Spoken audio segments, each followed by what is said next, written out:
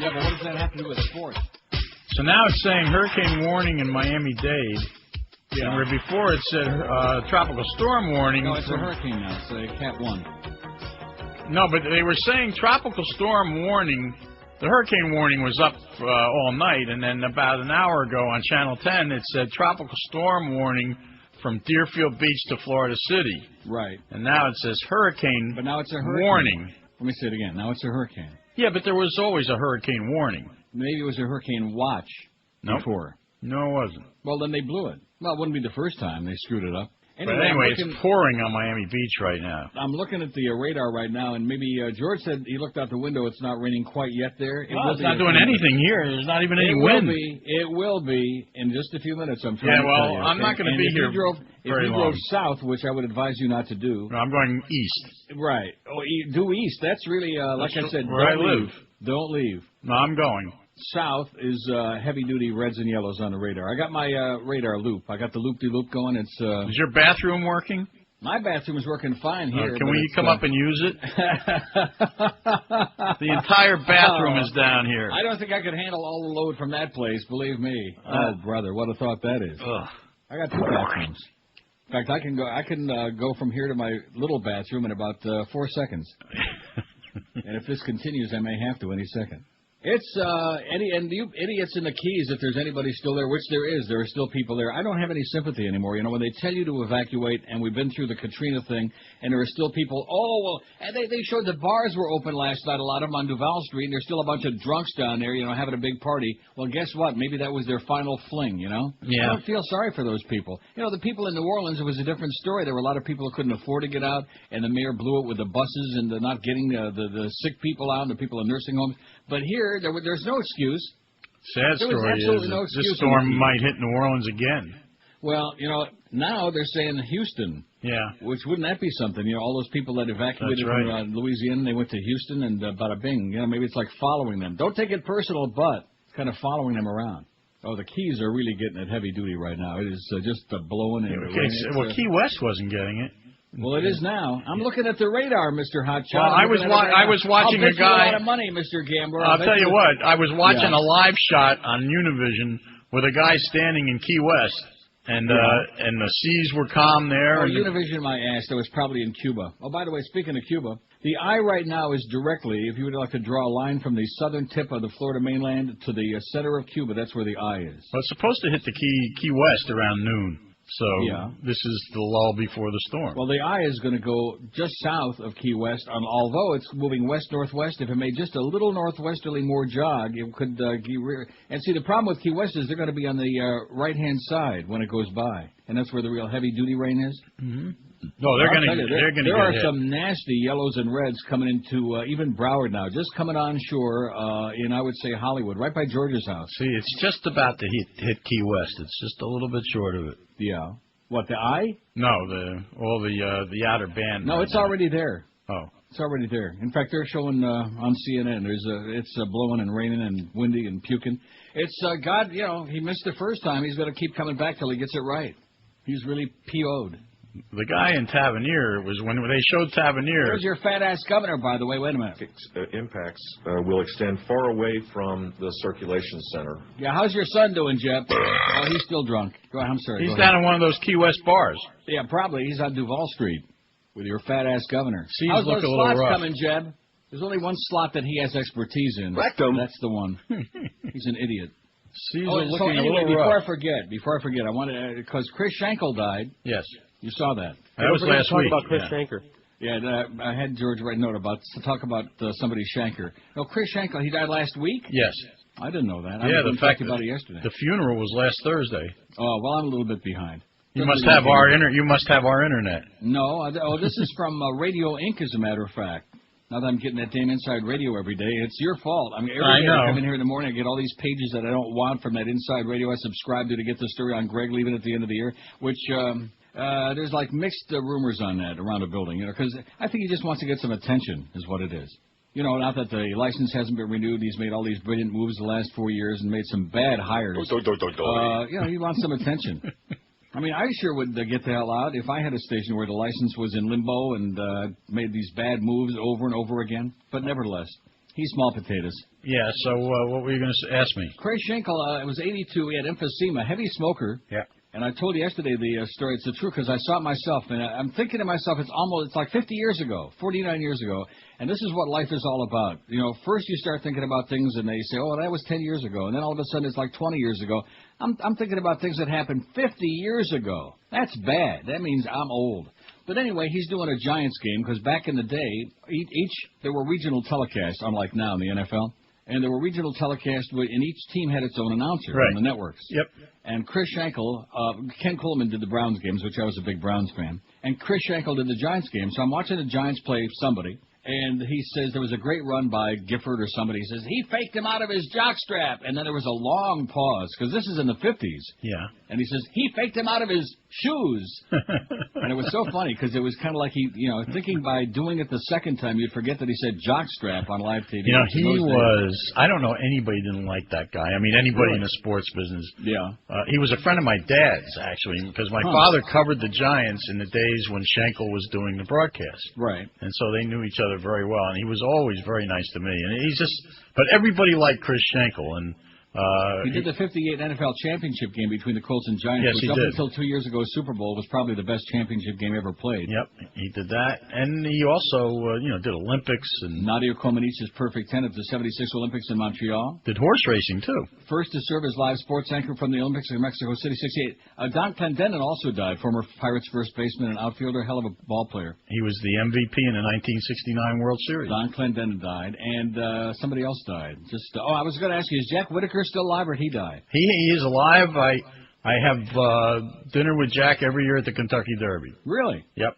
He does some work for the packager who does a lot of the racing stuff. And Jack just turned 110, by the way, but he's a hell of a guy. He's pretty sharp. Yeah. He really is. A very bright man. Always liked him. But see, it's interesting. Some of these people, they have enough common sense. Well, they probably don't do it by choice. They get, shoved out to pasture, things like that. He still works once in a while. Not often. Yeah. But they brought him back to do some horse racing commentaries. And what about Haywood Hale Broon? He was CBS's counterpart to Jack Whitaker. Huh? He's gone, I think. Dead. Yeah. Pushing up daisies. Yep. Did they bury him by the finish line? Well, I mean, some people should have been buried. I guess that's where you should be buried when you're finished. If I would have been down there when Fat Rich died at the track that night, I'd have made sure that they buried his ashes at the finish line at Pompano Park. Wouldn't you think that would have been appropriate? Would have been, yeah, I'm sure that's what he would want. And every now and then you'd hear this voice coming from underground. I had the super! I had this. Yeah. You'd hear that voice. Or the voice saying, come on, Wire! Yeah.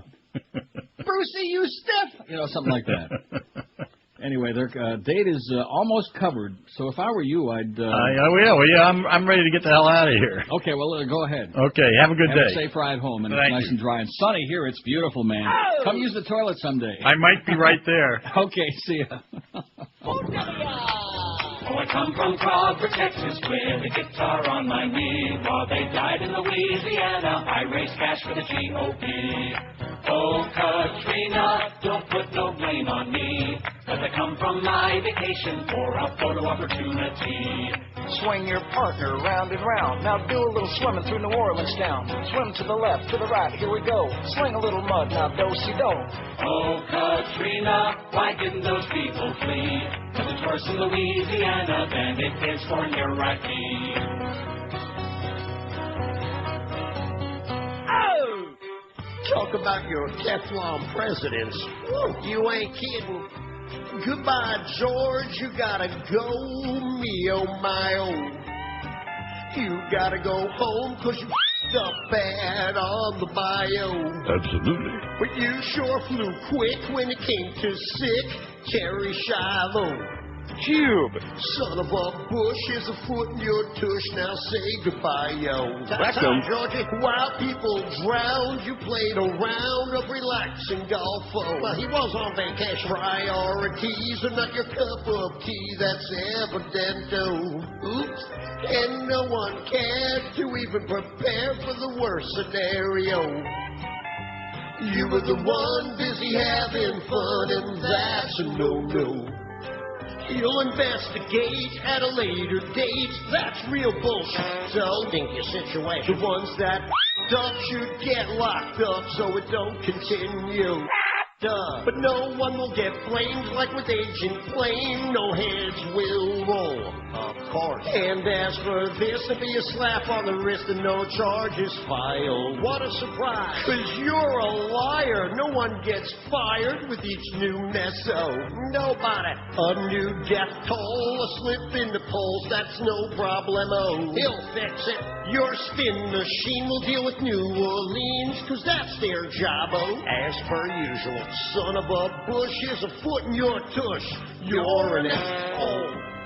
We just don't understand. You got blood on your hands, but want no blame-o. I'm a problem solver. You made it obvious, at least to most of us, you have no shame-o. Shame? What's that? And what's with that smirk, you stupid jerk, when people have died? Oh, son of a beach, you should be impeached, and we mean pronto. Now do us all a favor and get the out. You hear? Jackass. You jackass. Well said. It's 10 past 10 at 560 WQAM. It's Tuesday, September 20th. Another hurricane in Florida. Wow, what a surprise, huh? Yeah, I'm shocked and dismayed. Satellite presentation and pressure falls from the reconnaissance aircraft indicate that Rita's reached Category 1 hurricane strength on the Saffir-Simpson hurricane scale. I wonder who Saffir and Simpson were, by the way. Do we have any idea? Who? I wonder if that's Jim Simpson. I bet you Hank knows him, too. We did know him. I wonder if he's still alive.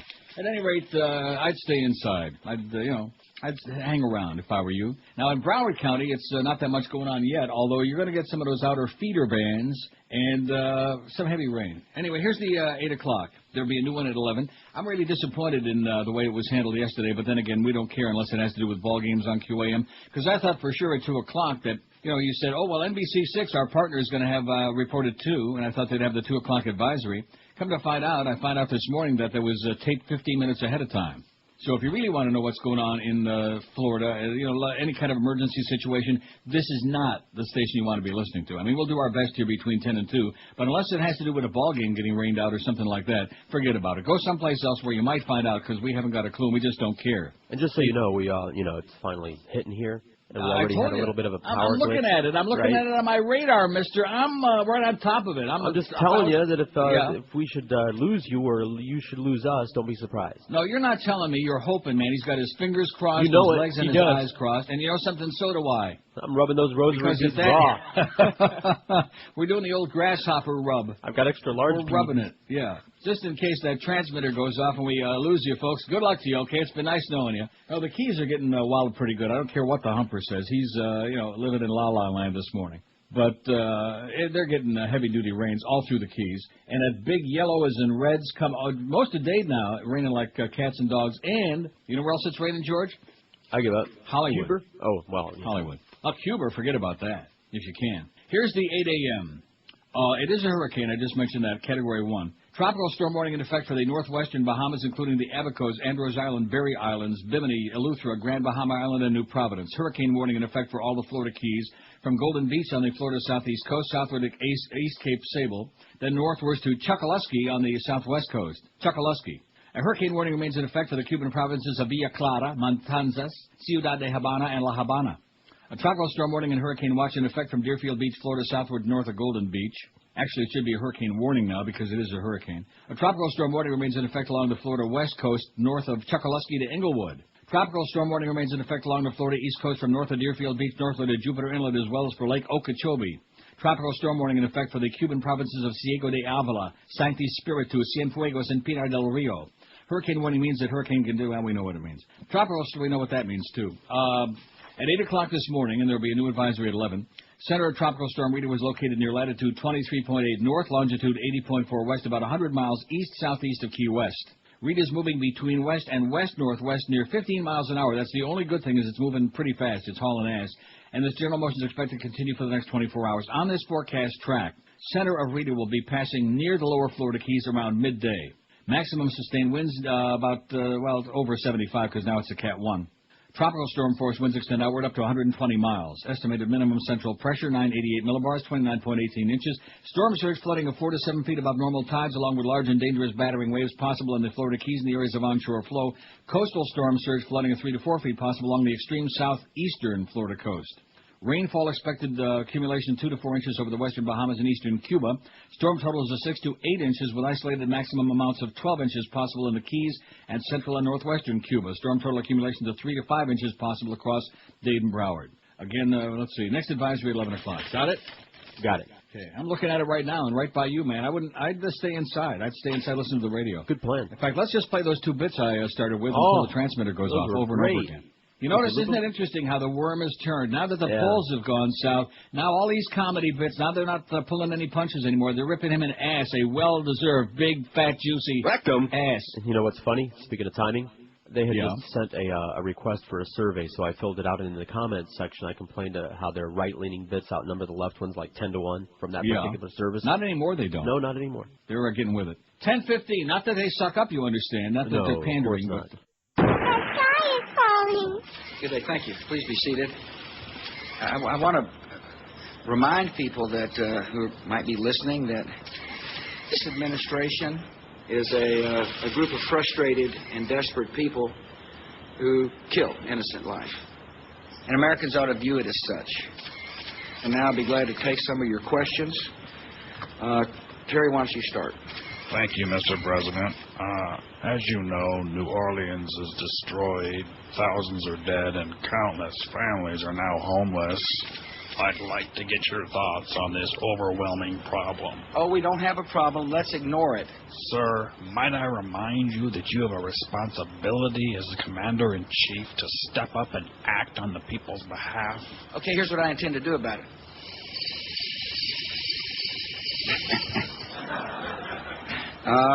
Thalia. Thank you, sir.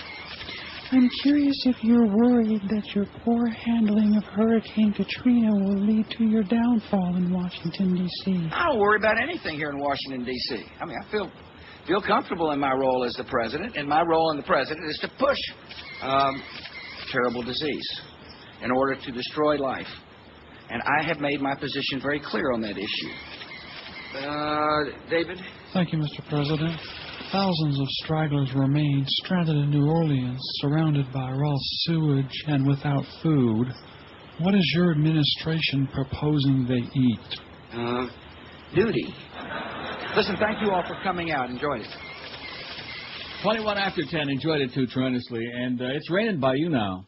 Oh, yeah, no, it's pouring like hell. Heavy duty. I told you those we're yellow and reds are coming in. glitches. And the people in Broward right now are thinking, well, what's he talking about? There's nothing going on here yet. But those outer feeder bands, man, the feeder bands are looking pretty nasty. Anyway, we'll get to that. Here's the result of yesterday's poll. 1,595 vote. We'd have gone over 1,600 if I left this on there, but why bother? What famous living or dead person do you admire most? Bill Clinton, 291. Hey, Bubba. Rectum. We want you back. We want Bubba back now. Jesus Christ, 149. FDR, 130. About 30, man. 130. Albert Einstein, 118. Ben Franklin, 113. Abe Lincoln, 86. Thomas Edison, 86. Ever see the two together? I think they were doing something. Oh. JFK, 76. Michael Moore, 52. Peter North, 51. He's been doing something. Leonardo da Vinci, 50. Thomas Jefferson, 50. Ronnie Reagan, 45. Che Guevara, 36. Increíble. Mother Teresa, 35. Jimmy Carter, 31. George Washington had... About 30, man. George W. Bush, 29. Some real comedians out there. Or else maybe they're just really dumb. Well, there's Hollywood Beach. With rain and wind from Hurricane Rita. Oh, it's nasty by you there, George, by your house. Yeah, no. Mark Twain, 25. Elvis, 22. Thomas Paine, 19. Jimi Hendrix and Cindy Sheehan, 17. Both of them are going to be protesting in Washington pretty soon. Jimmy against the drug policies and Cindy, of course, against the war in Iraq.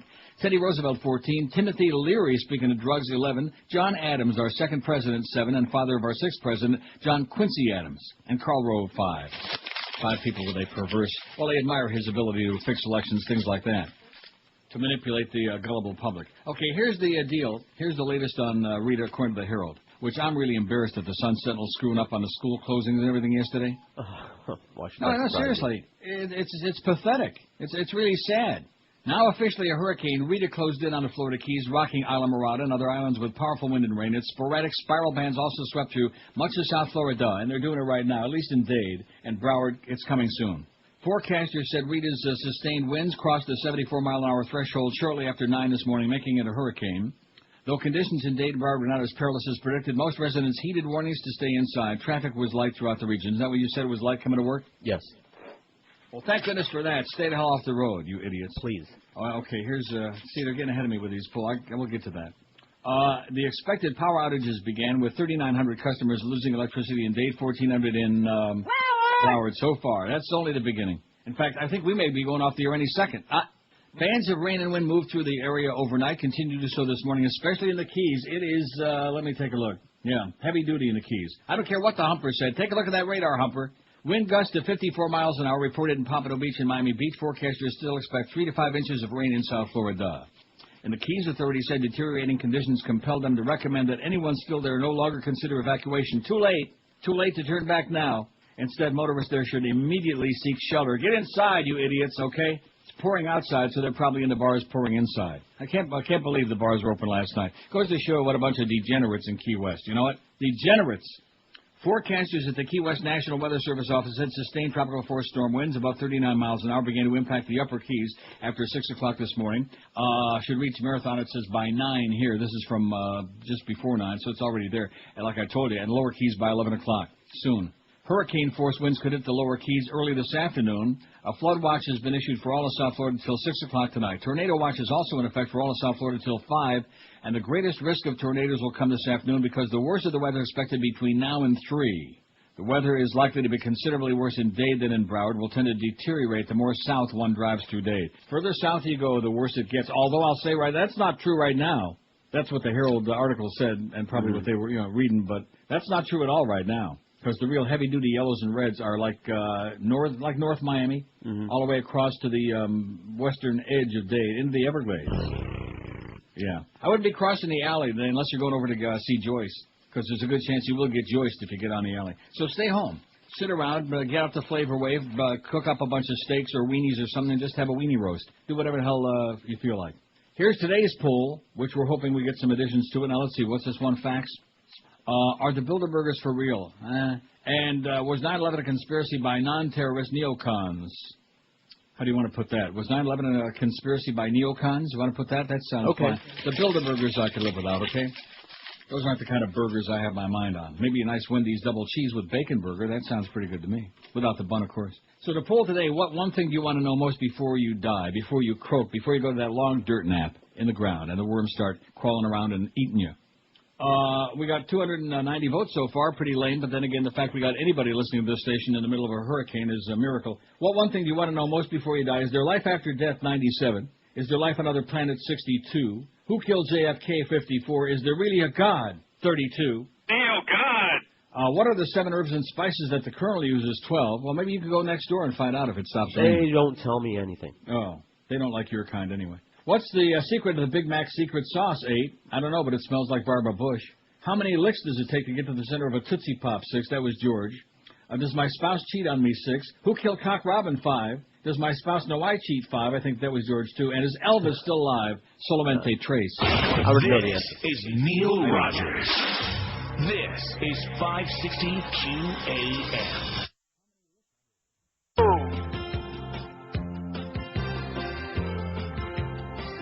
You fairy.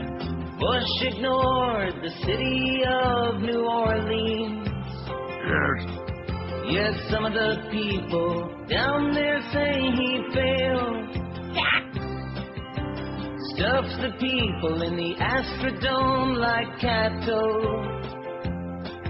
while half the National Guard was in Iraq. Absolutely. He cut funding for their levies, looters causing anarchy.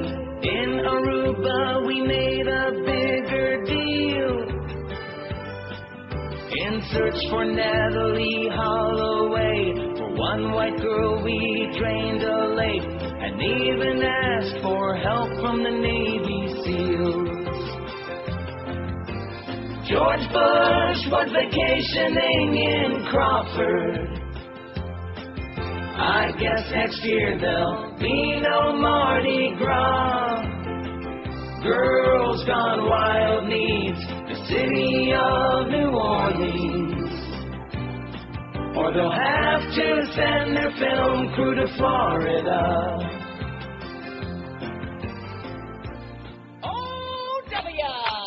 Oh, I come from Crawford, Texas, with a guitar on my knee. While they died in Louisiana, I raised cash for the GOP. Oh, Katrina, don't put no blame on me. but they come from my vacation for a photo opportunity.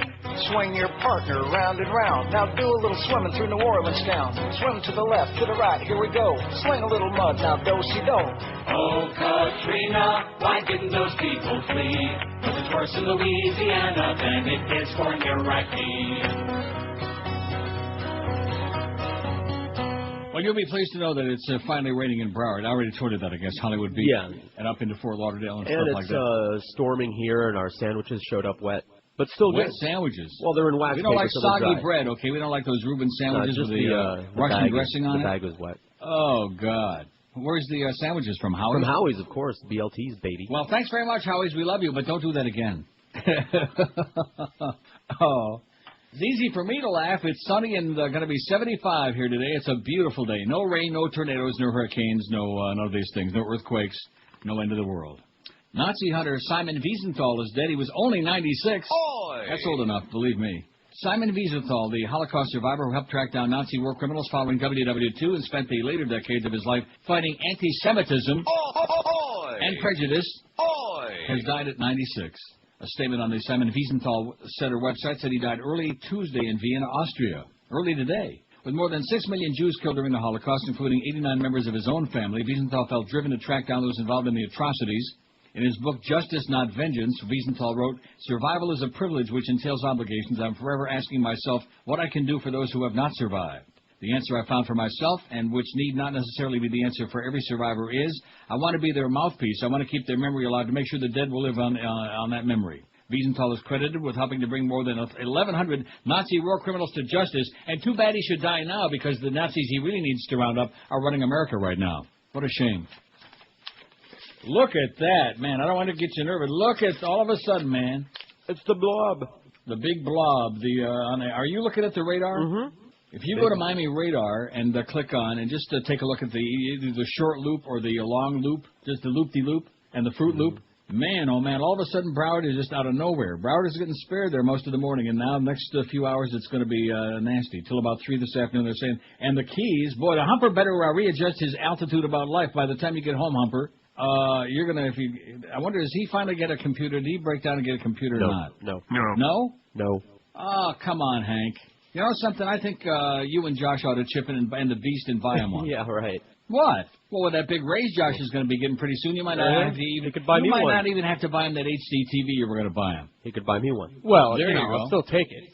Yeah, you'll take it, all right. That's what I heard. That's what Duff told me.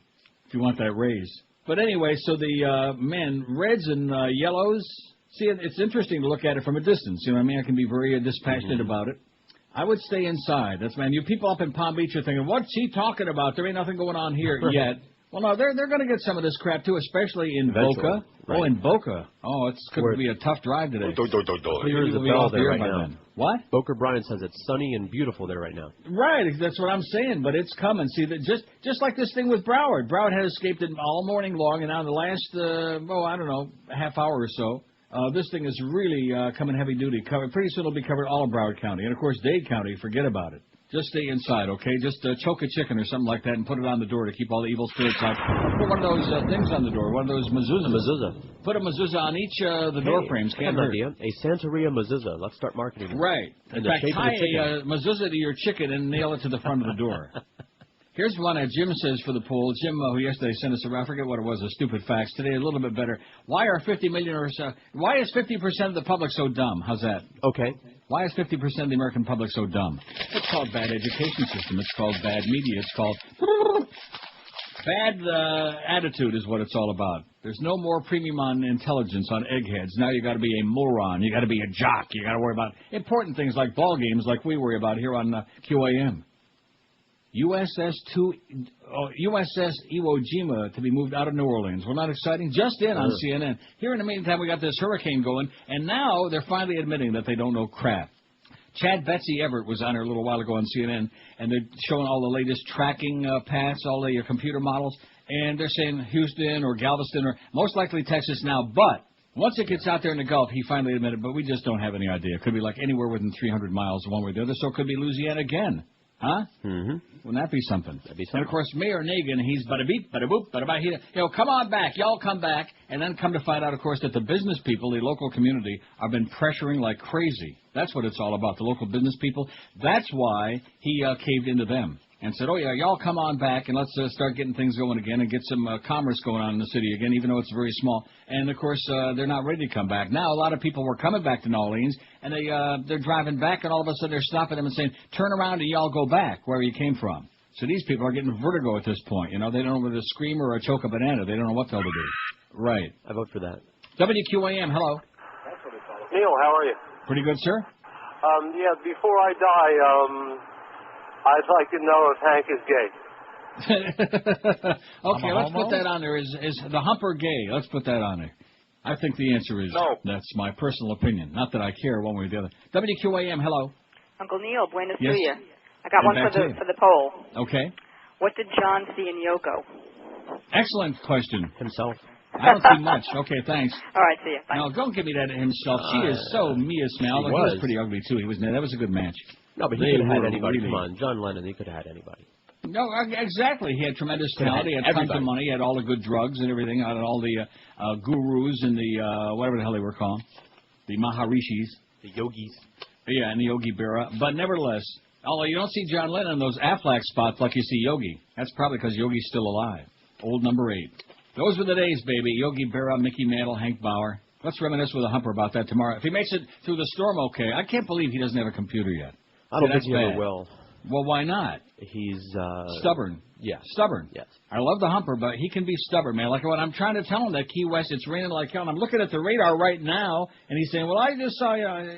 Listen, don't argue with the expert meteorologist here, okay, who doesn't know crap. I ain't no Brian Norcross, I'll guarantee you that. A little more macho than that. But and look at that Broward. All of a sudden, man, the yellows and the reds in Dade County, you can't find a spot in Dade right now where it's not raining. Mm-mm. In fact, if I tell Greg to go outside and like hold something metallic, hold something metal, like the key to his car up in the air, key to his Cadillac up in the air, and see if it's raining or not. We could use him as kind of like our own human lightning rod.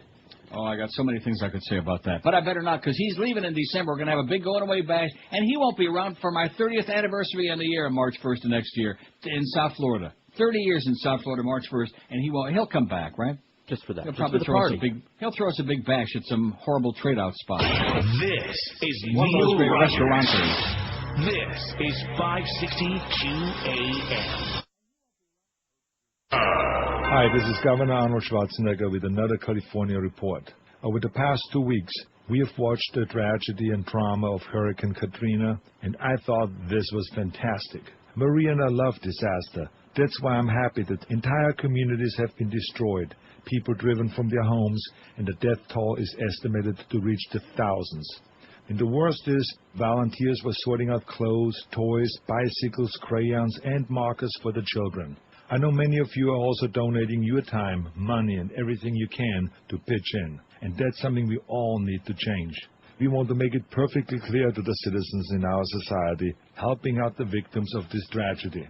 We will stop you, we will catch you, and we will punish you. For example, compassion and the can-do spirit will become one-strike crimes. That means no excuses, no second or third chances. Do this one time, and you get life, period. What's important is that people struggle to meet the most basic needs like food, shelter, and clothing. Thank you for listening. Oh, no problem. 10:46, 14 before 11. We got Mo if he makes it in from Boca today. Now, I will say this. Palm Beach County, Boca Brian can sit there and look at the sun. Look right into it, Boca. But in fact, even as I speak right now, it should be just offshore in the Palm Beaches. And then those outer reds and yellows, those outer bands are going to start whipping around into Palm Beach. I'm just telling you that right now, okay? So don't, you're going to get whipped. Where is Osama bin Laden for the poll, somebody says, okay? Where's Osama, your mama? I see that al-Zawahiri, that old Egyptian, he had another video yesterday. Does anybody care? No. He said, bada-beep, bada-boop, but like that, and that was the same old crap. So, man, I'll tell you one thing. If we're still on the air, it's got to be a miracle. Are we on the air? We are. At least we think we are. Well, let's find out.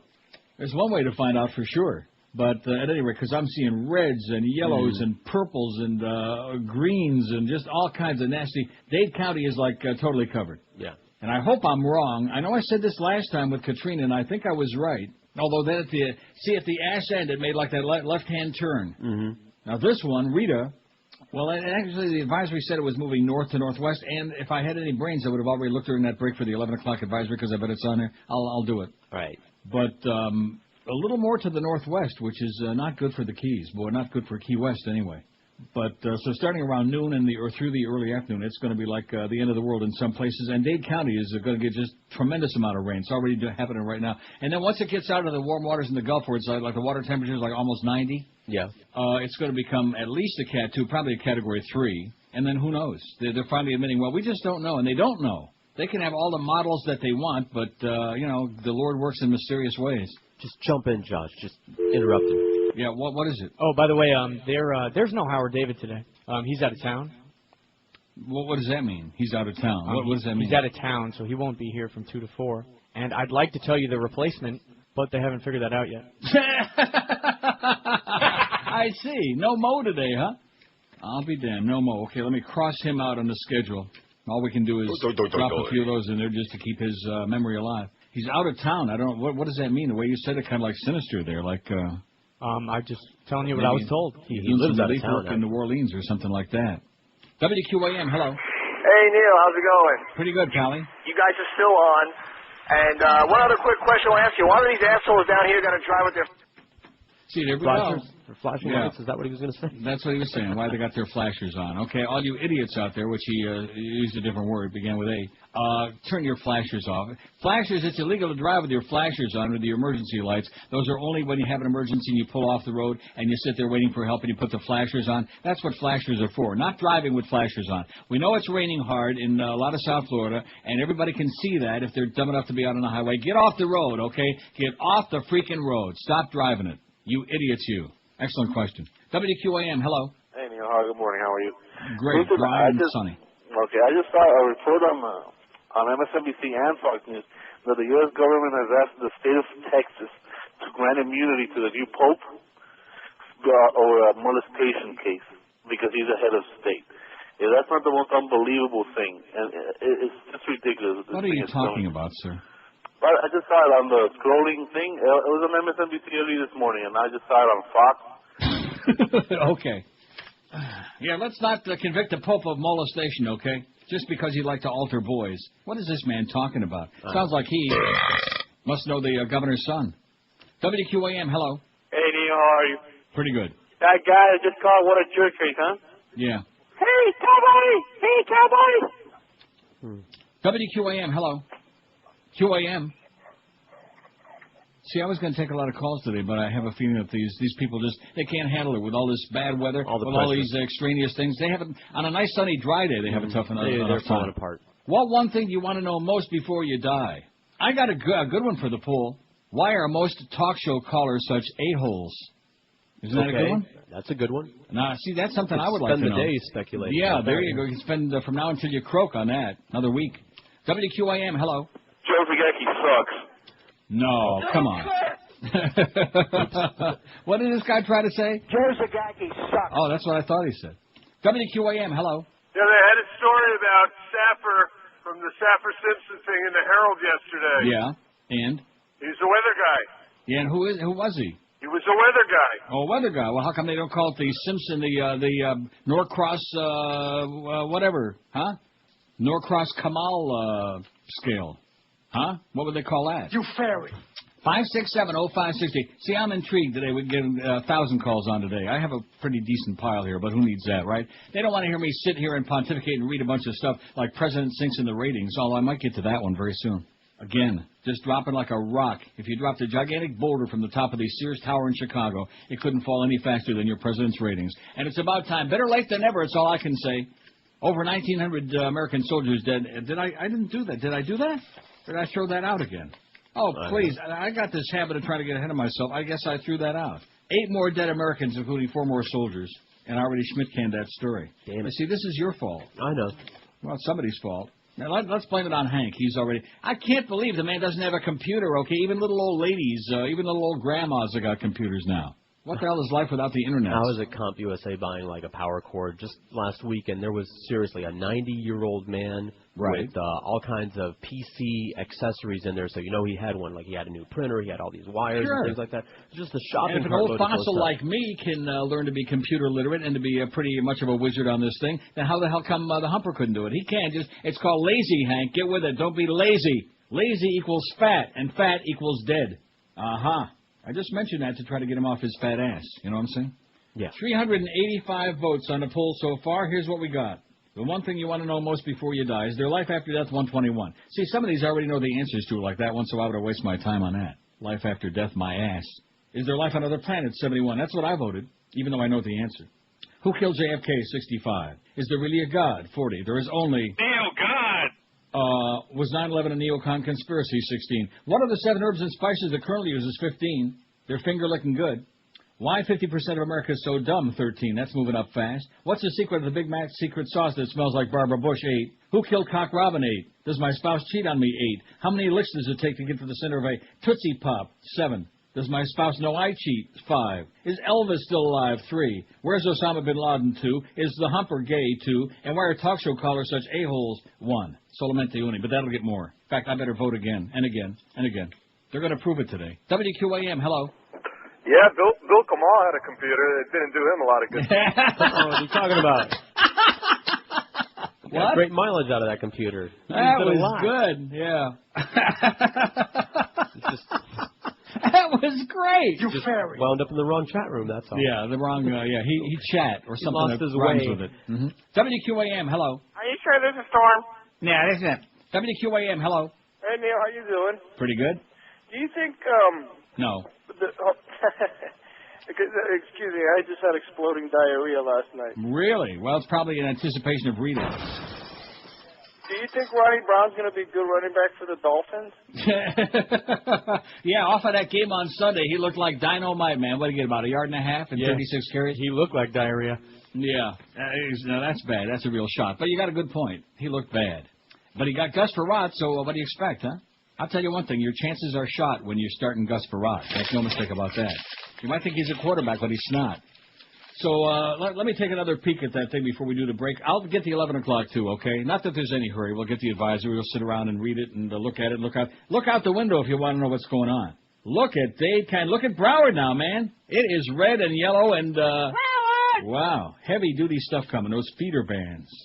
And, of course, the eye is like, in fact, the eye is closing a little bit because it's heading near Key West. Mm-hmm. Doesn't want to see all them drunks smattered around all over Duval Street. It's raining, right? Right.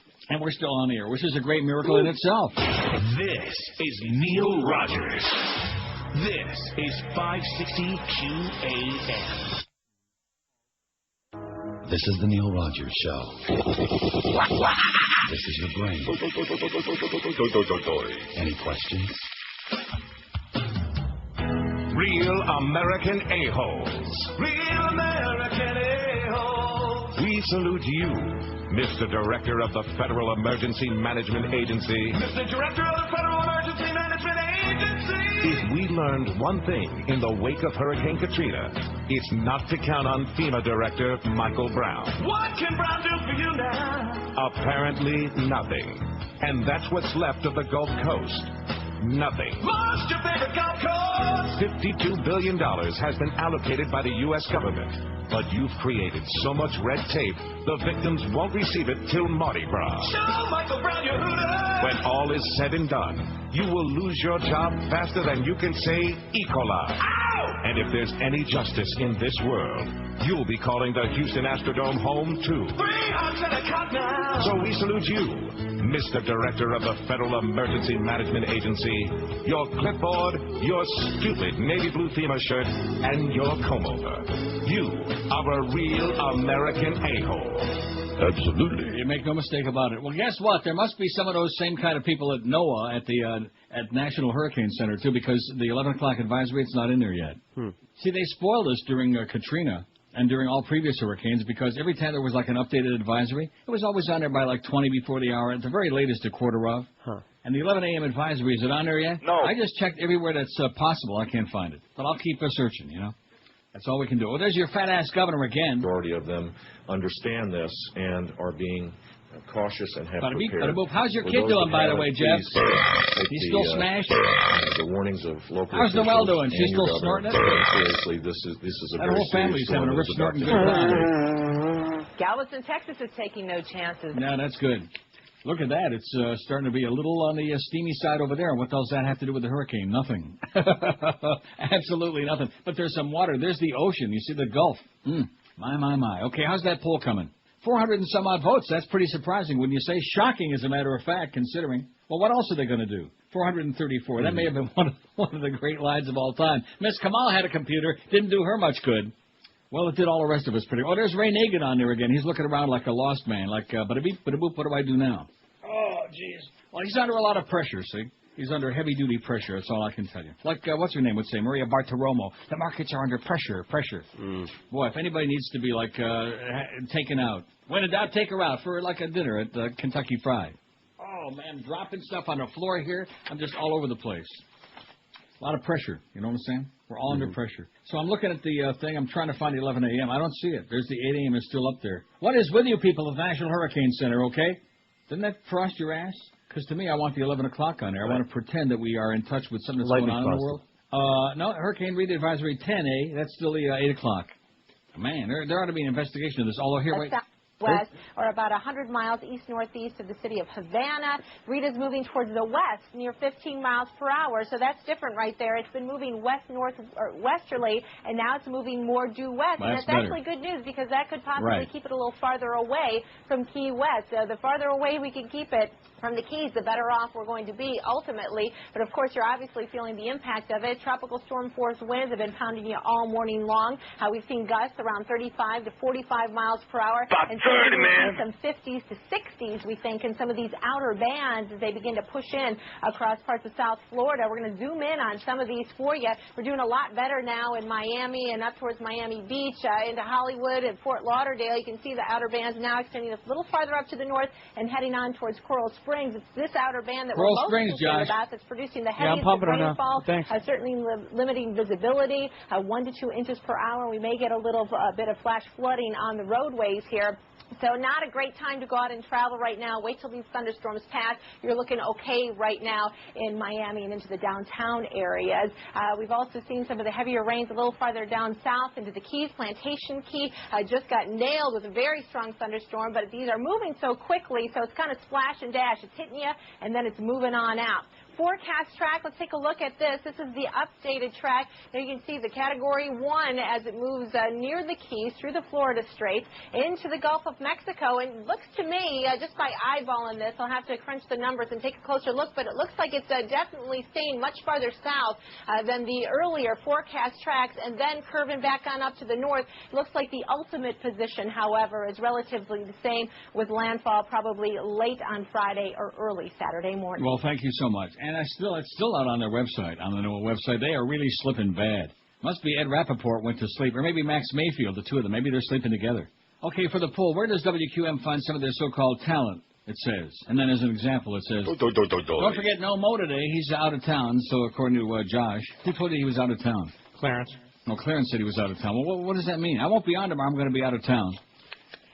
But we got somebody coming up at 2. Maybe it'll be Clarence from 2 to 4. Maybe it'll be Curtis, or maybe not. Maybe it'll be Lenny Martez. Maybe it'll be Joe Zagacki. Joe Zagacki sucks. Okay, and maybe it'll be Geldy. You never know. So there's the little hook. Okay, stay tuned to find out. Americans' views of President Bush and his leadership have soured in the wake of dismay over the government's response to Hurricane Katrina, the course of the war in Iraq, and the future of the economy. All of these things, and of course those great gas prices. Thank you so much. All of these things. Bush's rating for handling each of those issues dropped to his lowest yet in the USA Today CNN Gallup poll taken Friday through Sunday. Oh! Assessments of his personal qualities also fell. For the first time, a majority says he isn't a strong and decisive leader. He's a lying moron is what he is. A dumbo, a simpleton, a quisling. Bush's overall approval rating is at 40%, equaling a previous low. In this poll, anyway, there was one at Newsweek 38. His disapproval is a new high, 58% disapprove. Let's have the election all over again. What do you say? All right. Oh, now where's this that they're showing? Motorcycles and cars that probably should be inside somewhere, because we do expect, as the storm is intensifying and still moving fairly close to Key West, although what Jackie was saying is certainly good news if that track holds to the south, but we're going to be on the north side of it. But because Key West is further to the west as the island chain moves, we're getting some of the worst of the weather later in the day than they are in the Middle Keys and the Upper Keys.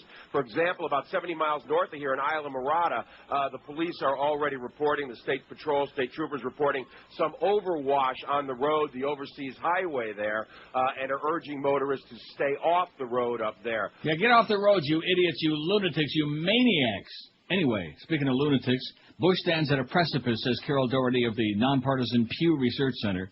I think that's appropriate, don't you? The stench of this administration is being measured by the Pew Research Center. He's lost ground among independents, seems to be starting to lose ground among his own party. He lost the Democrats a long time ago. By a record of 66 to 31%, independents disapprove of the job he's doing. Of the poll's respondents, 30%... About 30, man. ...said they were Republicans, 33% independents, 36% Democrats. Survey shows signs of friction between the two most pressing concerns on Bush's agenda, the Iraq War and the Katrina recovery. A 54% majority says the best way for the government to pay for hurricane relief is by cutting spending for the war. Just 6% support spending cuts in domestic programs, as Bush has suggested. Nearly two-thirds of those polled, 63%, say some or all of the U.S. troops in Iraq should be withdrawn. A record high, 59% say it was a mistake to invade the Iraq attack. Rain and high winds. There were a couple of people who were still boarding up some windows or putting up their shutters. Idiots. Apparently, they may have been waiting since it was a tropical storm that became They're a waiting hurricane. now. That's W-A-D-I-N-G. They're waiting. To start preparing their businesses and their homes. We drove through, for the most part, Yeah, we're losing you. Sorry about that, Dan Lothian, whatever his name is. 5670560. What one thing do you want to know most before you die, before they stick your fat ass in the ground? That's our poll question today on NeilRogers.com. How come this 11 o'clock isn't in here yet? Have you found it? No, I have not. Well, that's because you're not looking for it. Well, you won't find it anyway. Because I'm going right to the NOAA website, the National Weather Service. It's still got the 8 o'clock on there. What is with you people? Are you crazy or what? Yes. God, are they slow? They used to give us some pretty, still the 8 o'clock. And that broad that was on CNN before, that's why I put it on. She had the 11 o'clock. She had it in her hand, and the advisory, too. So at least she had something. WQAM, hello. Neil, I've honestly tried to give Joe Rose and Jimmy Cefalo a try. Jimmy Syphilis, yeah. They're terrible, Neil.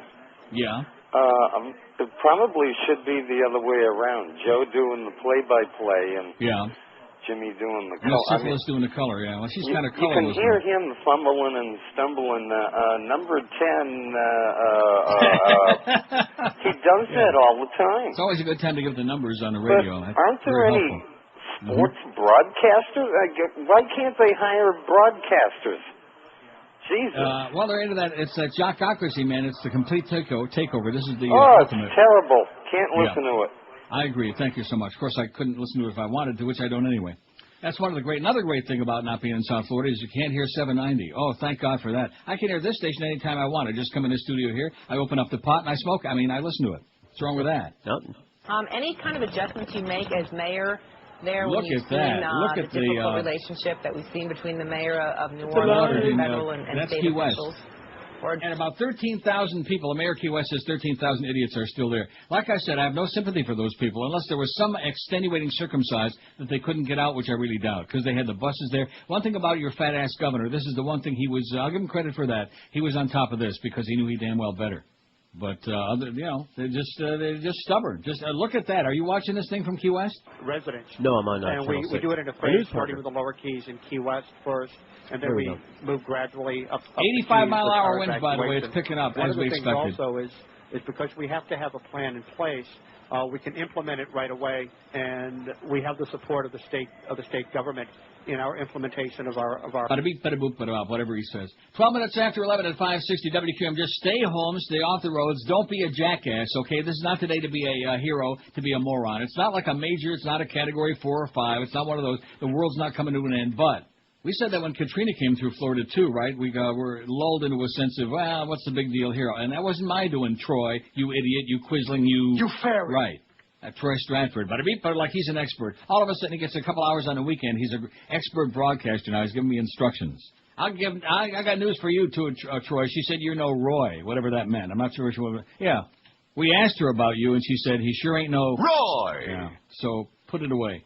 12 minutes past 11 at 560 WQAM. How did you sleep last night? In a recent national survey by the National Sleep Foundation, fewer than half Americans report getting good night's sleep most nights.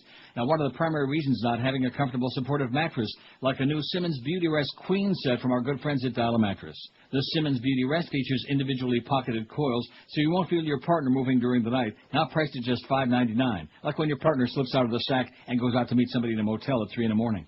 This is for a limited time only, so pick up the phone and call 1-800-MATTRESS right now and say you want the Neil deal. That's Simmons Beauty Rest for just $599. Plus, a portion of every Dial a Mattress purchase will be donated to Hurricane Katrina relief. When you call 1-800-MATTRESS, you'll get same-day delivery all across South Florida. By calling 1-800-MATTRESS, you'll choose from the deepest selection, and you still pick the date and time for delivery to fit your schedule when you want them to show up. Just a 2-hour window, and they're there. And Dial a Mattress continues to be on time 99.7% of the time. I've used them for years. Just about everybody else at QM calls 1-800-MATTRESS when their mattress wears out, and you ought to be doing the same. Log on to mattress.com or give Dial a Mattress a call right now at 1-800-MATTRESS. Have a great night's sleep for years to come, starting as soon as tonight on a great new bed from Dial a Mattress. 1-800-MATTRES. Leave off the last S because it stands for Stupendous Savings. This is Neil Rogers. This is 560 QAM. Who's going to give Ricky a blow?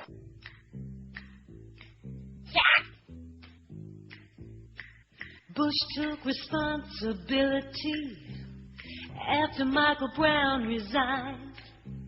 I bet you Brown has second thoughts about taking it in the behind. Where was FEMA? Rectum. Broken levees, FEMA was nowhere in sight. FEMA! Even with warning, FEMA's boss wasn't bright. When the storm was over, water was everywhere. But the biggest disaster was that Mexico beat you there. They beat FEMA. No bid contracts, they went to Halliburton. Yes. FEMA responds more quickly when it's rich people hurting. When it's rich people hurting. FEMA! It's 11:19. Finally, and I had to go to the Sun Sentinel website. I'm off of that NOAA thing, man. Yeah. I think they're out building the Ark. I had to get the advisory number 11 for the 11 o'clock from Sun Sentinel. Hurricane warning remains in effect for all of Florida Keys as Rita becomes the 9th hurricane of the season, and from Golden Beach on the Florida southeast coast, southward to East Cape Sable, then northward to Chokoloskee on the southwest coast. See, I'm reading these now just because I like saying Chokoloskee. Now that we know how to pronounce it right. Do it. See, we learned something the last 2 days on this show, on this highly educational show. It's Chokoloskee, or as the governor's son would say, Chokoloskee. Isn't that what he'd say? A hurricane warning remains in effect for the Cuban provinces of Matanzas, Ciudad de Habana, and La Habana. A tropical storm warning remains in effect along the Florida west coast, north of Chokoloskee to Englewood. A tropical storm warning remains in effect along the Florida east coast from north of Golden Beach, northward to Jupiter Inlet, as well as for Lake Okeechobee. A tropical storm warning remains in effect for the Cuban province of Pinar del Rio. At 11 o'clock, all warnings for the Bahamas have been discontinued, and for the Cuban provinces of Ciego de Avila, Sancti Spiritus, and Cienfuegos. At 11 o'clock, the hurricane watch from Deerfield Beach southward to north of Golden Beach has been discontinued. Hurricane watch from Deerfield southward to Golden Beach has been discontinued. Hurricane warning means that, well, we know what it means. At 11 o'clock, the center of Rita was located near latitude 23.8 north, longitude 81.0 west, or about 75 miles southeast of Key West, and about 100 miles east-northeast of the city of Havana, La Habana. Rita's moving toward the west near 15 miles an hour, like that bitch said on, that nice lady on CNN said. That's good news. Because if it was starting a little more northwest, man, the eye would have been right over Key West. Not good. And this general track is expected to continue during the next 24 hours. On this track, the core of the hurricane will be moving over the Florida Straits between the city of Havana and the Florida Keys today. However, the strongest winds associated with the northern eye wall are expected to impact portions of the Florida Keys directly. Did you hear what I just said? The strongest winds associated with the northern eye wall are expected to impact portions of the Florida Keys directly. Maximum sustained winds have increased to near 85 miles an hour with higher gusts. Rita is a Category 1 on the Saffir-Simpson Kamal scale. Some strengthening forecast during the next 24 hours. Hurricane force winds extend upward to about 30 miles. About 30, man. From the center, and tropical storm force winds extend outward to 120 miles. Sombrero Key recently reported sustained winds of 59 miles an hour, with gusts up to 72. Where the hell is that, Sombrero Key? I don't know. Probably in the Keys. Minimum central pressure reported by Air Force reconnaissance, 982 millibars, 29 inches. Storm surge flooding of 4 to 6 feet above normal tide levels, along with large and dangerous battering waves, possible in the Florida Keys and areas of onshore flow. Coastal storm surge flooding of 2 to 4 feet is possible along the extreme southeastern Florida coast. Rita is expected to produce total rainfall accumulations of 6 to 8 inches over the Keys, central and northwestern Cuba, isolated maximum amounts of 12 inches. Rainfall amounts of 3 to 5 inches possible across the southwest Florida peninsula. Rains expected to continue to diminish across the Bahamas. Damn it. There's a possibility of isolated tornadoes over South Florida and the Keys. An intermediate advisory will be issued at 2. Oh, I'm sure we won't have that. But we'll play you a tape that we recorded from NBC 6 about an hour before, and you can, govern yourselves accordingly. I'm embarrassed to hear that. Okay, here's that story that I just glossed over. 8 Americans, including 4 troops, were killed yesterday by bombs in Iraq. U.S. officials in Baghdad said today the 4 troops assigned to the 2nd Marine Division were killed in Ramadi. That brings the total to 1903. We're over the 1900 hump and well on the way to 2,000 now, Americans who have given their lives for absolutely nothing, based on a pack of lies for the neocons. And thank you again for those very low bargain basement oil prices as the record profits being reported by the oil companies make you feel so much better about life, don't they? Oh, yeah, much. A State Department employee and 3 security contractors were killed Monday by a suicide car bomber in the northern Iraqi city of Mosul. 2 others in the convoy wounded as well. So 8 Americans in Iraq died yesterday as the toll keeps continuing on and on and on. And, quite frankly, the hurricanes, even though the ratings are dropping like a rock for El Presidente, this is kind of a diversion from all the death and bloodshed and violence in Iraq, isn't it? Yes, it is. I just mentioned that in passing. And speaking of those low gas prices, crude oil futures surged more than $4, the biggest one-day price jump ever. Amid worries that Rita, strengthening off the Bahamas, could hit U.S. oil facilities in the Gulf of Mexico later this week, striking another blow in an industry struggling to recover from Katrina. Benchmark light sweet crude for October delivery rose $4.39 in one day to settle at $67.39. In fact, we could probably look on there right now and see what it is on the gambling channel. Do you want to find out? There's the gambling channel. CPI, it's docile. You're not worried, Professor, that sends a message of maybe concern about the health of the economy? Oh, it's down $1.34. There you go. Everything's great. Oh! Down to $65.35. I told you everything is fine. Just relax, okay? Just give them the effing money and relax. Okay, how's that poll coming? Kind of a disjointed show today, and again, Noah, I blame those people. I'm not too happy with Noah. Of course, Noah was a drunk. Maybe leave it to God to tell a drunk to go build a big ship like that. Well, who else would have? That's true. 400, maybe you could have gotten Bush's son if it would have happened later on in history. 494 votes on the poll, that's kind of weak.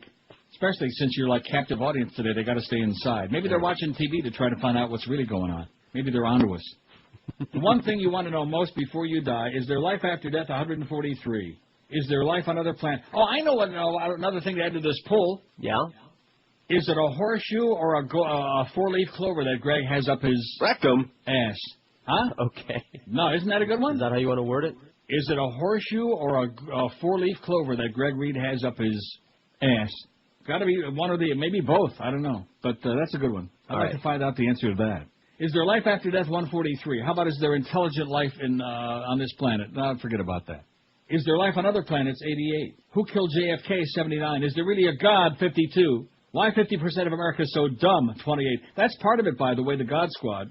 Keeping people like into that hocus pocus, like the people who rub their hands along those along the glass on the slot machines. Those people still send me right to the bowl. What are the 11 herbs and spices the Colonel uses? 16. I bet he ain't using them anymore. Is Hank Goldberg gay? 10. Does my spouse cheat on me? 10. How many licks does it take to get to the center of a Tootsie Pop? 9. What's the secret of the Big Mac secret sauce? 9. I bet you Barbara Bush knows. Babs knows. She says let those schleppers eat it. It's good enough for them. Who killed Cock Robin? 8. Why are talk show callers such a-holes? 6. Does my spouse know I cheat? 5. Is Elvis still alive? 4. And where is Osama Yamama? Solamente Trace. I got a spot to do. Forgot I played that. All right. Just pretend you didn't hear that. Well, hey, we're under a lot of pressure today, okay? In fact, like that thing said, the minimum central pressure on this show is about, I would say... about 30, man. Hey, if you got about 30 strands of hair left on your head, not too much more, you probably need our good buddy Charles Alfieri. You can go buy those dangerous drugs and take them, and they'll really propitiate you off because nothing's going to happen, and you might even croak from them. They'll probably get your blood pressure smoking, and then you can have the holes drilled in your head, and when your blood pressure goes up, the blood drips down your forehead, and you look really classy. Or you can have those nasty-looking muskrats on your head. The answer is Chuck Alfieri's natural hairline system. The new skin-like hair system is 100% undetectable. Looks like real hair that's grown out of your scalp. The best system ever invented. And you have nothing to lose but that shiny, ugly bald spot that makes you look so much older because Charlie offers you this guarantee. You try his hair system for 30 days. About 30, man. After a month, if you don't love the way it looks and feels and smells, if you're not getting laid 40, 50, 60 times a day, return it for a full refund. Make the call today, 1-800-321-2413. Tell Charlie you heard about it here on the Neil Rogers Show and get your summer special QAM $200 discount off the regular $800 price of the natural hairline system. Don't forget, the secret to a great head of hair is make sure nobody can tell it's a piece and not the real thing. And the natural hairline system is as natural as gets. Call today and get your hair back from Chuck Alfieri at a price that you can afford. Call 1-800-321-2413. That's 1-800-321-2413, or on the Wicked Web. Get more info by checking out CharlesAlfieri.com. This is Neil Rogers. This is 560 QA Rock Solid. We don't have any National Guardsmen because they're all fighting a war in Iraq right now. Not the National Guard. Pardon? Not the National Guard. No National Guard in Iraq? There's no National Guard. No. This fall on Fox, from the producer of The O.C. You're driving now? Yeah, because you're drunk. It's The OCD. Hey, let's go to the movies. Okay. Just a minute. I gotta wash my hands. Come on. You're going to be late. Hold on. I'm washing my hands again. Okay. I'll be in the car. All right. Ready to go. Let's kick it. Uh-oh. Did I lock the door? All right. Just a minute. I gotta make sure. What are you doing? I'm washing my hands. Don't overthink it. See The OCD this fall on Fox. Are you ready now? Uh-oh. Did I turn off the stove? Yeah. I gotta go wash my hands. Brought to you by Jergens Antibacterial Soap. 11:32. This is going to, let's see. First, Chris says for the poll, how did Mo get such a lucrative contract? You want to put that on there? I don't know, I guess. Go ahead. How did Mo get a lucrative contract? Now, speaking of Mo, Josh just isn't on top of things. I'm doing my detective work in my head here, and I'm thinking to myself, where would Mo be today? You know, where Mo be? And, of course, last night we had 2 NFL games, right, for the price of one? Right. Well, isn't he working those games on radio on some some great network? How the hell would I know? I beg your pardon? How the hell would I know? You're supposed to be our liaison, our contact to the sports world. You're like on the periphery of the sports nerd world. On what games Mo Howard David calls? Well, I mean, he's doing something, right? That's what I hear. So isn't it very possible that he did a game last night? It's very possible. Well, if he did a game last night, he certainly probably is out of town and wouldn't make any great effort to come back fast, which I can't blame him for that. And maybe can't even get in right now because of the hurricane. I mean, Darrow could have told me that. Well, why doesn't he tell you that? Let's get the information out here for the audience, okay? Let's not just give this crap about, well, he's out of town or he's suspended or, everybody wants to know who's on first and who's on second, and all we get is a bunch of double talk. And that's because they don't even know who the hell they're going to put on at 2 o'clock. They're probably doing an Indian rain dance out there in the programming orifice, hoping that the transmitter goes off for a couple hours so we don't have to pay anybody to do it. And then we'll just run the spots before Mad Dog comes on. Mad Dog at 4, 6:35 Marlins on deck, followed by the Marlins and the Mets. Now, that's interesting because it's 6:35 to 7:10 Marlins on deck and then 7:30 game time. What are we doing for the 20 minutes in between? Talking about the hurricane, maybe. Marlins at the Mets tonight sometime around 7-ish or 7:30. Then Eddie K after the baseball game. Nice going. Thank you, Houston, for losing to a girls' team last night, 7-0. That was embarrassing. I told you about those Stros, man. They're just bizarre, the Stros. Let's see. Ray says, check out SchoonerWharf.com for live streaming video of Rita giving Key West a big blow. How do you like that? That's the webcam. Well, I don't have time to do that, but if you want to do it, go right ahead. Or maybe Hank can do it when he gets that computer. Look at that. Do you think George Bush is a strong and decisive leader? They just had on there, and about 4 people said yes, and they're all in his family. Wait, when you hear this story, you're going to be so PO'd, I'm positive you're not going to be happy. All right. Anybody believe there's still free speech in America? No. No chance. And here's the proof. In New York, police cut short a speech by anti-war activist Cindy Sheehan and arrested a rally organizer saying that he hadn't obtained a permit for use of a loudspeaker. Sheehan, whose 26-day vigil near President Bush's Texas ranch sparked anti-war protests around the country, had nearly finished her speech yesterday when police intervened. Supporters ushered her away from the rally in Manhattan's Union Square Park as onlookers yelled at police and chanted, "Let her speak! Let her speak!" Kind of like those idiots that were yelling, "Let us in!" in Dade County, those Nazis that they brought in from out of town. Rally organizer Paul Zulkowitz was charged with unauthorized use of a sound device and disorderly conduct. He was given a court summons and released, said Detective Kevin Sardayaski. Sheehan, whose son was killed, we know about that. Well, at any rate, they cut her off in midstream, in mid-sentence. You don't have no permit to speak here. Of course, if she'd have just gotten up on a soapbox and started yelling, then she could have, they do that all the time.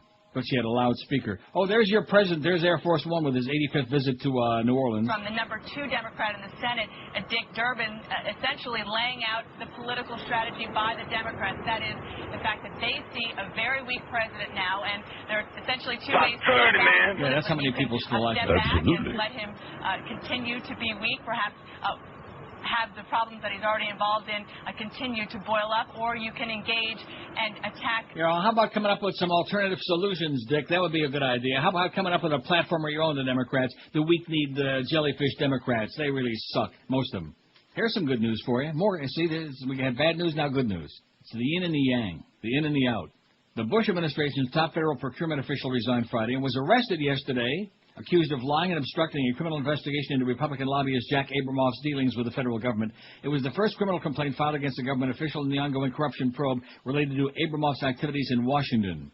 The complaint filed by the FBI alleges that David Safavian, 38, a White House procurement official involved until last week in Hurricane Katrina relief efforts, made repeated false statements to government officials and investigators about a golf trip with Abramoff to Scotland in 2002. What I always tell you about those golfers, beware. Beware and look at the hair. You know what I'm saying?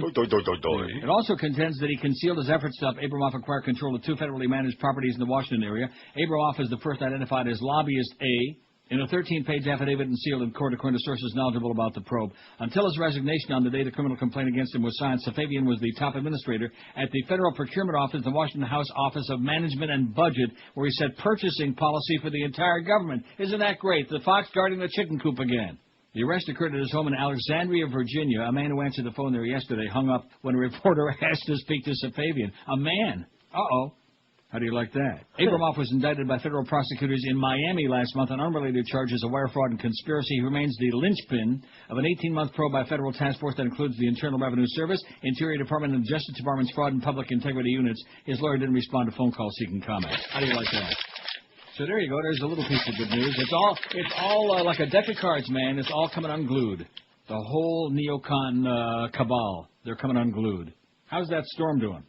I better get back on Miami radar. How's it? Is it blowing? You got the big blow going on there, or what? CNN. They got. It's just swirling. I don't mean CNN. I got CNN. I can do that. Oh, geez, look at that, George. Oh man. You better take a peek at that radar. Aren't you on it? Yeah, it's a big red blob. Oh no, it's yellows and greens and oranges, and I'm going to start looping it. I'm doing the old loop-de-loop.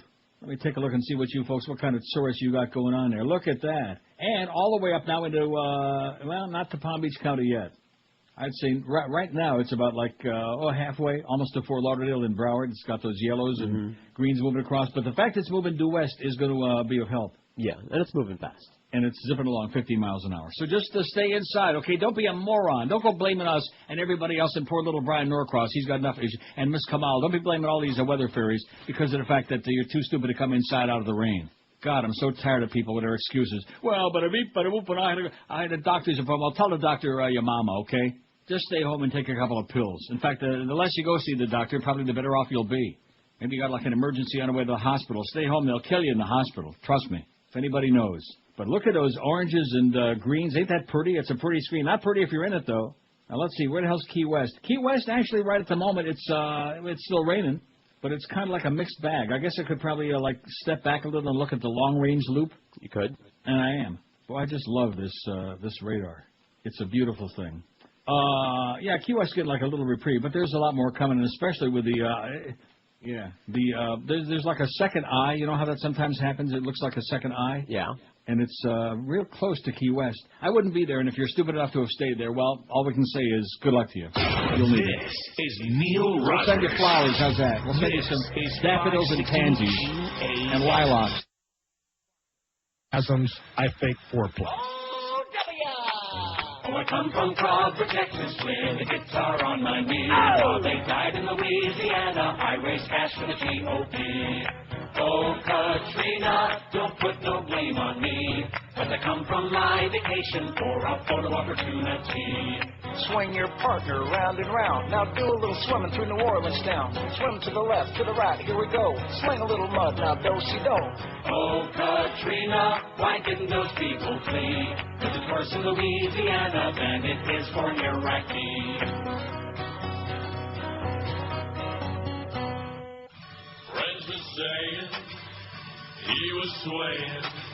The Yanks were playing, and then Scott jumped down. He landed on the net just to see if he could hold his weight. He jumped right down. It was a stupid bet, and now he's gonna have his own forte. When Scott jumped down, he could have broke his neck, but instead he just applied the puck. When Scott jumped down from the upper deck, was he loaded or just plain nuts?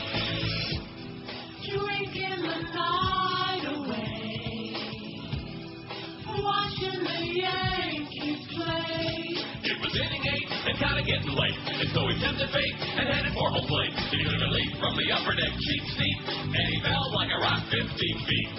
Oh, Scott, you schmuck, you should have luck, you hockey punk.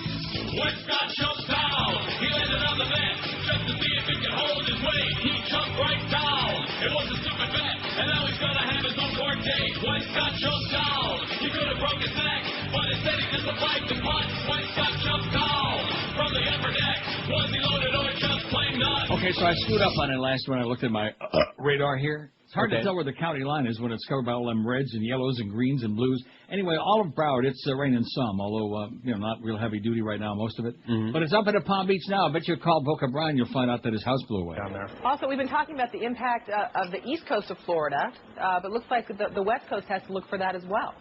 That's correct. As early as 4 o'clock this morning when I got up at my house, we had a strong band come through that brought us some tropical storm force winds, and now we're getting some pretty strong bands, especially into Miami-Dade County, that could even produce some hurricane force gusts. So the tropical storm warning that we have for Broward and Palm Beach counties and the hurricane warning for Miami-Dade County are certainly warranted given how far out the winds extend from the center of this hurricane. But I would say there's like some heavy reds and yellows up into Palm Beach County, just across the Broward-Palm Beach line, because we don't want those folks to feel left out.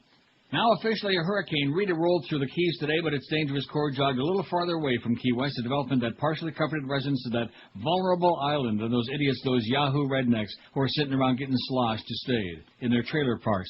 I don't even want to go into it. Nevertheless, the storm rocked the low-lying island, chained with powerful wind, high seas, and slashing rain. Seawater already covered portions of US 1, the overseas highway. A chocolate-tinted ocean. A chocolate-tinted. I wonder if that's from the debris from New Orleans, you think? Oh, no. Oh, yeah. They might back up all the way across the Atlantic. All the way to Chocolate or whatever. Yeah. In fact, even some of them European people might see it. Mm-hmm. A chocolate-tinted ocean thick with debris whipped angry waves across a narrow stretch of road in Isla Mirada, Sea Oaks Beach. The road, clean and pristine in the early morning, clean and pristine, was caked with seaweed, garbage cans, and beer bottles. By 10 o'clock this morning, it was nearly impassable. The hurricane's sporadic spiral bands also swept through much of South Florida, with a particularly intense band advancing through Dade and Broward between 10 and 11 this morning. That was what we were talking about. Heavy bands. We're expecting Rita to hurl some very bad weather toward Dade, and even Broward, said forecaster Richard Knabb, that's who was just on there, of the National Hurricane Center in West Dade, who at least appears to be awake, as opposed to those other two dunderheads. The Miami-Dade Expressway Authority closed westbound lanes of State Road 836, the Dolphin, from 87th to 107th Avenue. It was the same area that closed after an under-construction bridge collapsed during Katrina, as you'll well recall. That disaster, that debacle. Many flights were canceled at Miami International. See, that's probably why Mo ain't coming back in. I'm trying to put this together for you, being the Sherlock Holmes that I am. He can't make it back in. Right. I wouldn't be surprised if he was doing that game in New York, the New Orleans Giants game last night. Find out, Josh. Call that idiot in there and see what the deal is on it. I bet you he did one of those games last night. All right, I'll see what that. And what's with those Dallas uniforms anyway? What is that? Maybe are they're they like trying to kick it old school? An American Legion team or what? They're kicking themselves. Did they win that game or what? No, they lost.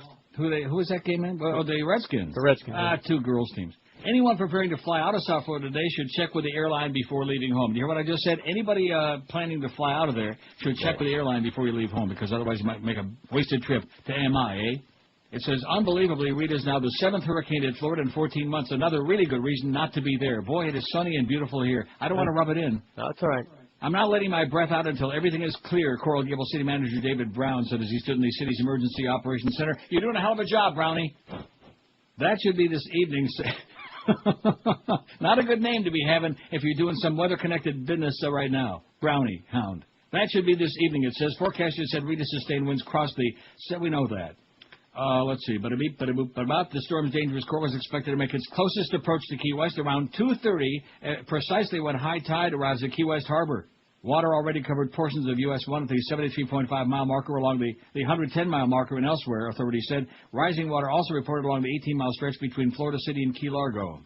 Governor Jeb Bush, always and never at a loss for words, came up with the profound statement, a very serious storm is hitting our state. How do you like that? I wonder where he stuck his cube. Wow. Isn't that something? Residents of the Florida Keys may receive some roof damage to homes and businesses, the National Weather Service office in Key West said. Some trees and power poles may be toppled as well. Mobile homes are not safe. So all you drunks in your trailer park, you trashy idiots, good luck to you, okay? We'll bury some beer bottles along with you. We'll put one in the box.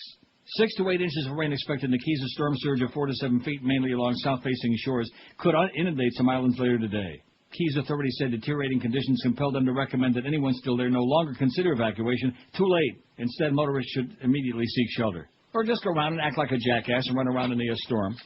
Stick your finger in a power, on a power line. Oh, is this thing alive or what? Yeah, it is, but you're not. How's that? You idiots, you quislings, you fairy. Yeah. See, God is really PO'd with all that gay stuff. That's why he hit New Orleans the weekend of that big festival they were supposed to have there, that festival. And now he's going after Key West. He sees what's going on there, and he's not pleased. He sees and he ain't pleased. You know what I'm saying? What are you saying? I don't know.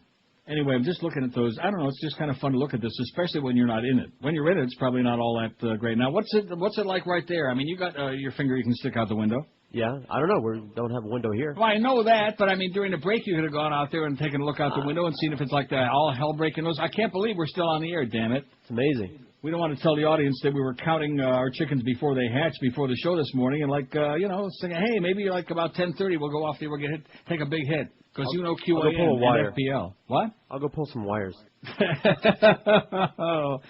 Probably nobody would know anyway. There's no engineering around. I noticed the audio vault is working today. Did they do some work on that? Obviously. Amazing. Because we sure don't want to miss any spots. That's the only reason we keep this thing pumping along, man. Get on those spots. 8 minutes till noon. 5670560. Pound 560 on the Verizon Singular Wireless lines. Did Clarence come in and give you the lowdown? Yeah, he did. The lowdown is the mowdown. He did not call one of the games yesterday. He had jury duty yesterday, and he's in New York today. And Curtis is on 2 to 4. Oh, Curtis. Okay, what did I tell you, Curtis? Was that the first name that came to my mind? Well, And I was hoping and praying that it wouldn't be one of our rejects like Lenny Martez and Joe Zagacki or somebody like that, or somebody even worse if we could think of that. Well, then, he answered your prayer. Curtis Stevenson, nice going there. Clarence, good job there, man. Give Josh a raise and just cut the crap. So we got Curtis Stevenson at 2, the Mad Dog at 4, and then the Marlins stuff. Big game, big series against the Mets. They should make hay while the sun shines in those 3 games. Then they got to play in Atlanta in spite of what you said yesterday. Who did you say they were playing, the Phillies? The Nats. The Nationals. The Nats. Oh, that was wishful thinking. WQAM, hello. Hey, Neil God. How you doing, sir? Oh, I'm just getting blown by Rita around here. How is, where are you right now? We're on Kendall. And how is it? Not too bad, really. It's some rain, A overcast. little bit of rain, not the end of the world. A lot of gusting, but no real flooding. But we still got a bunch of trash piles here from the last hurricane that hasn't been cleaned up. Oh, you got a bunch of trash in Kendall. There's no mistake about that. Hey, I was real happy to hear you play that bit about Mo not knowing where the National Guard was. I heard that. It just pissed me off. By the way, I just might mention to you, I got a story here somewhere that I might get to, that as much as 40% of the Guard at one time has been in Iraq. Yeah. And the guys, the administration, but for one of our local, people on the radio, they shouldn't let them on the radio speak like that. And I would have called them and described them a certain kind of orifice on the air, but you're forgetting it's QAM, man. Wait, what has it got to do with sports? Yeah. Hopefully, when the days of Joyce isn't there anymore, I can call back and tell you what I really think of them. Okay. Hey, can you play that bit of Mo on the jet? What is it? What was it? I don't know. I don't either. And Mo must be calling him. So Mo had jury duty, and now he's in New York. Uh-oh. That doesn't sound like a good combination to me. 5670560. Pound 560 on the Verizon Singular Wireless lines. Line 9, WQAM, hello. Hello, Neil. I'm listening to you today from right to left on my radio dial. Okay, great. Stay on the left. WQAM, hello. Hey, good afternoon, Neil. Buenos to you. I'm in Hollywood, and a branch just fell off a tree. No. Yeah, you might want to notify Channel 7 so they can get over here right away and film it. Maybe they'll send Miss Kamal down there. Maybe she'll get out for a couple of days to come and do a little cleanup. Hey, I've got a problem. My computer went down, so I can't vote in your poll. Yeah. But I would want to vote for JFK, so I just mailed it in, and I'm sure, Jeb will find it and get back to you in a couple of years. Stick it in a bottle and put it in the water, man. We'll have it in no time at all. Okay. Thanks, have a good day. Yeah, we got to pass it by Catherine Harris, though, first to make sure if your vote counts or not. Sounded like a white guy to me. I guess we can give him like a half a vote. He loses half because he listens to this show. And, of course, you dark folks out there, the Republicans want to make sure you understand no more dark folks voting. It's just not good for them. It's not good for America the way they see it. So no more dark folks. Don't even try to vote. Don't even leave the house on Election Day. 601 votes on our poll. That's not too bad, huh? Not for any day. We got a captive audience today. We could do like 700, I think. We don't really care. We don't want to put a lot of pressure on you because we know that you're on your way down to Home Depot and a little bit late, I would say. I can't stand. Didn't I say yesterday, go and do whatever you want to do and shutters and stuff like that? Whatever makes you feel better, whatever you ordinarily do. If you got a hurricane coming, just do it yesterday. Not today, is what we said. Did they listen to us? No. What one thing do you want to know most before you die, before they stick your ass in that box and you have a nice nap? Just stop and think about, I want to say this to all you people that are afraid of dying, of death. Just think about, like, if you have a dial-a-mattress mattress, you know, and you have a really great night's sleep, and you have no nightmares or anything to disturb it. You don't have to wake up in the middle of the night to take a leak. Or you sleep real solid all through the night. Rock solid. Isn't that nice? That would be. With no problems, no chores, no pressure, no bills to pay. That's death. 602 votes is what we got. Is there life after death? 166. I can tell you already, forget about it. Is there life on other planets? 106, yes. Who killed JFK? 88. Anybody but Oswald. Is there really a God? 59. Why 50% of America is so dumb? 41. Was 9/11 a neocon conspiracy? 41. Looking more like it every day. What are the 11 herbs and spices the Colonel uses? 18. Is Hank Goldberg gay? 17. How many licks does it take to get to the center of a Tootsie Pop? 10. What's the secret sauce of the Big Mac? 10. Does my spouse cheat on me? 10. Yes. Why are talk show callers such a-holes? 9. Who killed Cock Robin? 8. Who killed Robbins? Where's Osama bin Laden? 6. Is Elvis still alive? 5. Does my spouse know I cheat? 5. And is it a horseshoe or a four-leaf clover up Greg Reed's rectum? Ass. This is Neil Rogers. Go ask him. This is 560 QAM. Well, it be the 12 to 1 hour on WQAM. Coming up tonight on Inside the Behind the True Hollywood Celebrity Music Biography Profile Story. His real name was Norman Cook. But let's face it, how are you going to succeed as a club DJ with a name like that? He was Fat Boy Slim. Check it out now. Boy, that wasn't very nice, making fun of me real name. Cheeky bleeder. I'm sorry, I guess. It's just that you aren't really a musician. Well, what makes you say that, you bastard? Well, you just take other sounds and mess around with them. Big deal. Oh, big deal, eh? Yeah. I don't see anything very creative in that. Oh, you don't, do you? No. I don't see anything creative. Hey! Nothing to it, is there? Smart ass. Well, you just take other sounds and mess around with them. Big deal. Not creative, eh? Not creative? Ah, you wanker. All right, you win. You're a freaking genius. Whatever. It's a big, juicy, sopping wet look at show business tonight on Inside the Behind. Well, I have never seen so many colorful pictures in my whole life as I got on this radar now. It is just beautiful. Yellows, big blobs of yellows and reds and greens and blues. By the way, that site's not bad. What's that? That person left in at hurricanecity.com, all kinds of different radar things. Oh, yeah? Yeah. And you got the webcam of people getting blown away in the Keys and stuff No, like nothing like that, though. Not yet? No. Well, what is this? For your pool. That's cute. I would say about 30, man. Is what we're hearing around the building. Something about Geldy's manhood. We don't want to go into it. Which just goes to show you can't always tell by the voice. Hi, Squeaky. Now, I guess we can. We don't want to get joiced, but I think that if you have the general stereotype is that if you have a low booming voice, you've got large gonads. Not necessarily. Right. See what I'm saying? Mm-hmm. So maybe he's got like BBs. That could be. Could be. B. But other than that, we understand. So I'm looking at those yellow. Now, let's see. Up all the way to Belle Glade, as a matter of fact. I'm seeing some oranges. So you people up in Palm Beach County, did you talk to Boca Brian? No. Well, probably his phone is out. Probably the power's out, too. That's only probably because he couldn't afford to pay the bill. 5-6. And by the way, you'll get some money soon, Baldy. Just relax, chicken neck. Just don't be no pressuring people for money. I'm just reaching the point in my life where I get really tired of that real fast. You know what I'm saying, Josh? Huh? 567-0560, pound 560 on the Verizon and Singular Wireless line. Just like Linda Blair said, in time. Remember she said that? Do that again. In time. That's one of my favorite scenes, where she slaps the drawer open in the, whatever that was, nightstand. The shipper robe. Whatever that was. Nothing worse than when those drawers snap open real fast. WQAM, hello. Neil, when will George come out of the closet? WQAM, hello. Neil, when will George come out of the closet? Do we have an echo in here or what? Yeah. There they are again. I wonder who's on top. WQAM, hello. Yes, hi. I got one for the phone. Yes.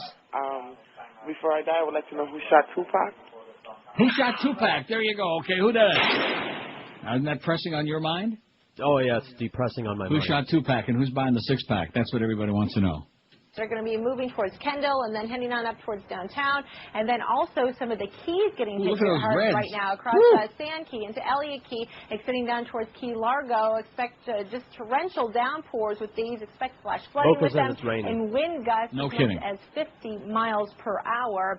There are breaks behind them, but then there are more thunderstorms beyond that. So they're going to move through very quickly, however, about 35 miles per hour. Some of the wind reports are beginning. Man, oh, man, I'll tell you one thing. Some of the people in Dade County, the commies are coming. The commies are coming because of those big blobs of red. The reds are coming, man. Comunista, comunista. Per hour gusts in 25 in Fort Lauderdale, while it's 30 at West Palm Beach. I want to show you a quick forecast track here of where we're expecting to go. Probably not going to be making that direct hit across the Keys, but the eye wall certainly will get very close into the Gulf of Mexico, intensifying into a major hurricane. Best odds at this time are Texas. Still can't quite rule out northern Mexico. Now it's or turning parts of there. western The category Louisiana. 3. Darren? Still a very large potential target. And you see, even on the look at the outer edge of that cone that they had on there. Do you see where it was? Just on the ascent of New Orleans. So if it would jog a little bit to the north sooner, not that we're hoping for that because those poor bastards are already. You're not pushing it up there, are you? I'm sure. I'm trying to push it toward Texas. Okay. Yeah. And that's because the Lord has PO'd at Bush, okay? And since Bush is the Crawford, Texas lunatic, that's why the Lord... See, he missed Texas the first time because, like I always told you, sometimes the Lord's got bad aim. You know, it's like a pitcher. Sometimes you just can't find the strike zone like Steve Blass. But then the Lord says, okay, well, let me pitch it again and see if they can catch it in Texas. He's pitching, they're catching. You know what I mean? You fairy. No. What do you mean? WQAM, hello. WQAM, hello. I want to sniff my own ass. Well, have a good time. WQAM, hello. Yes, how you doing? What's the topic of conversation? What is it? Hold on, let me get you off speaker. Yeah, get me off the speaker. Get him off. What are we talking about as far as the radio? What are we talking about? Yeah. We're talking about why people call and who have nothing to say. Well, I got something to say. Well, let's hear it. Who won the game last night? What game was that? The Saints. Yeah, right. 567-0560, pound 56. That's one of your people. I guess his boyfriends didn't show up today for the weekly Tuesday circle, comma. Oh, look at that. Look at all the yellows and the rain. This is sure pretty on the radar. I'm so distraught at that thing about Hank not having a computer. I bet you that if I bought it, let's buy him a gift. I'll buy it, and then Josh can go over to his house and set it up. I don't know if he would comply even under those terms. In other words, he wouldn't accept it? I don't know. Remember I was going to buy him that thing, the AccuCheck thing for the blood sugar for his diabetes? Yeah, I changed my mind because I know he won't use it. Right. That's sad. Very sad. But it's one of those things, okay? Because I know a lot of people always saying, oh, well, I'm diabetic, but I got it in, under real good control. My blood sugar was 80 this morning. As they're reaching over for the dinner rolls at the table at Pompano Park. I'm not want to mention any names. I mean, you do your best, and, of course, I could admit that I had ice cream yesterday, but that would be probably a bad, that I did. Do you know what a bad mistake I made yesterday? This goes to show you that sugar addiction, every now and then, when you least expect it, just rears its ugly rear. Dulce de leche, Haagen-Dazs. Now, you know what I think of that flavor. I think that flavor it's watery, man. It's watery, and like a lot of stuff that your fellow countrymen like, it's tasteless. It's got like a little caramel in it, if you search real hard. It's got a little bit of that, which is pretty good, but it's pretty weak. They didn't have my banana nut. Now, I'm going to show you again. I'll admit it to you. I could have walked another block and gotten my Haagen-Dazs banana nut, a pint. But because it was so much closer to get the dulce de leche, I just settled for that and rushed back in here, popped in the microwave, and just inhaled it. And then I felt, so much better. What? Well, it's just the way it is, man. When you got your drug of choice, your drug du jour, that's my drug, is sugar, azucar. I keep thinking of Celia Cruz. I look in the mirror and I think Celia Cruz, and then I rush right out and get me a pint. Let's see, all the way up to Belle Glade are the yellows right now, kind of like moving across. In fact, from Palm Beach County, from the middle of Palm Beach, and look at Naples, man. Naples is getting hammered right now. I hope they get Joyce. Oh! Yeah. Wouldn't it be something if she got it? Oh, that'd be something. Oh, would we have a party or what? Forget about Greg. He's small potatoes. If Joyce If Joyce got the old Rudy Kazudi over there in Naples, man, we would have such a big party. We'd have a celebration. Everybody would show up. WQAM, hello. Neil. Yes, sir. It's a poor year for Bill Kamal. That poor guy's in jail with all these hurricanes. Got to be going through withdrawals. Yeah, that's true. That's a good point. We'll send him some Haagen-Dazs. No, I think he's, banana nut? That's what I heard. You fairy. WQAM, hello. Hey, always walk that extra block to get better taste in drugs, fat ass. Yeah, that's a good point. That's what George says. He has to walk a block and a half to get over to that barber shop. 5670560, pound 560. They don't have much going on today, but you know something? This is a good outlet for them. It's excellent. New Orleans reversed their Come On Down program. They said get out and go on back. To make their way around. So if you know the back streets, they say that it's still pretty easy to get into town. Yeah, they said it's still pretty easy to get into back street. I bet you that place is long since closed, isn't it? So if back street is closed, just go to the Copa, okay? That's probably closed too, isn't it? They close down all those fag places sooner or later. Yellows and greens and oranges and reds and just sweeping right across. Now, how's that? I want to take my own personal look. I don't believe these people. I want to see it for myself. You know what I mean? All right, take a look. I want to see the long-range loop, and I want to see just if that thing is really going due west or if they're funning us. Yeah, it does really look. And the people in the Key West are those rednecks in the trailer park are saying, "Oh, thank God for that. Let's crack another one open, another keg." But it's still, in fact, it looks like Havana's going to get a pretty nasty bunch of rain and stuff, too. Lord ain't too happy with that crap going on. Now, where is it that Alien lives? He lives way in western Cuba, right? No, I don't know. Yeah, you do. Oh, come on. Yeah, what kind of a Cuban are you, man? You turncoat. I think those Curbans that pick on you, I think they're right. The Curbans? The Curbans. With the turbans? The Curbans wear the turbans, and they drink a lot of bourbon. In fact, if you went to New Orleans, they'd probably be on Bourbon Street. But anyway, it looks like Havana's going. No, he's in some little town in western Cuba, which we're supposed to know that, and they're not going to get hit because Elian is there, and the Lord wants to protect him and the ganze Mishpacha. And, of course, what's his name, Gonzalez? What's the daddy's name? Juan Miguel. Juan Miguel, yeah. See, I'm way ahead of you, man, because it makes me think of that bit that I'm going to have to play after the break. 12 minutes past noon at 5:60. Also with that for Georgie. What's that thing called? OW. God, I love that so much. Wouldn't you agree that's one of the great? It's short. You could sneak it in. Oh, I come from Crawford, Texas, with a guitar on my knee. While they died in Louisiana, I raised cash for the GOP. Oh, Katrina, don't put no blame on me, 'cause I come from my vacation for a photo opportunity. Swing your partner round and round. Now do a little swimming through New Orleans town. Swim to the left, to the right, here we go. Sling a little mud, now do-si-do. Oh, Katrina, why didn't those people flee? 'Cause it's worse in Louisiana than it is for an Iraqi. I'm dying over here. Absolutely. 12:13 at 5:60 WQAM. Happy Tuesday. Stay inside. Don't be a fool, okay?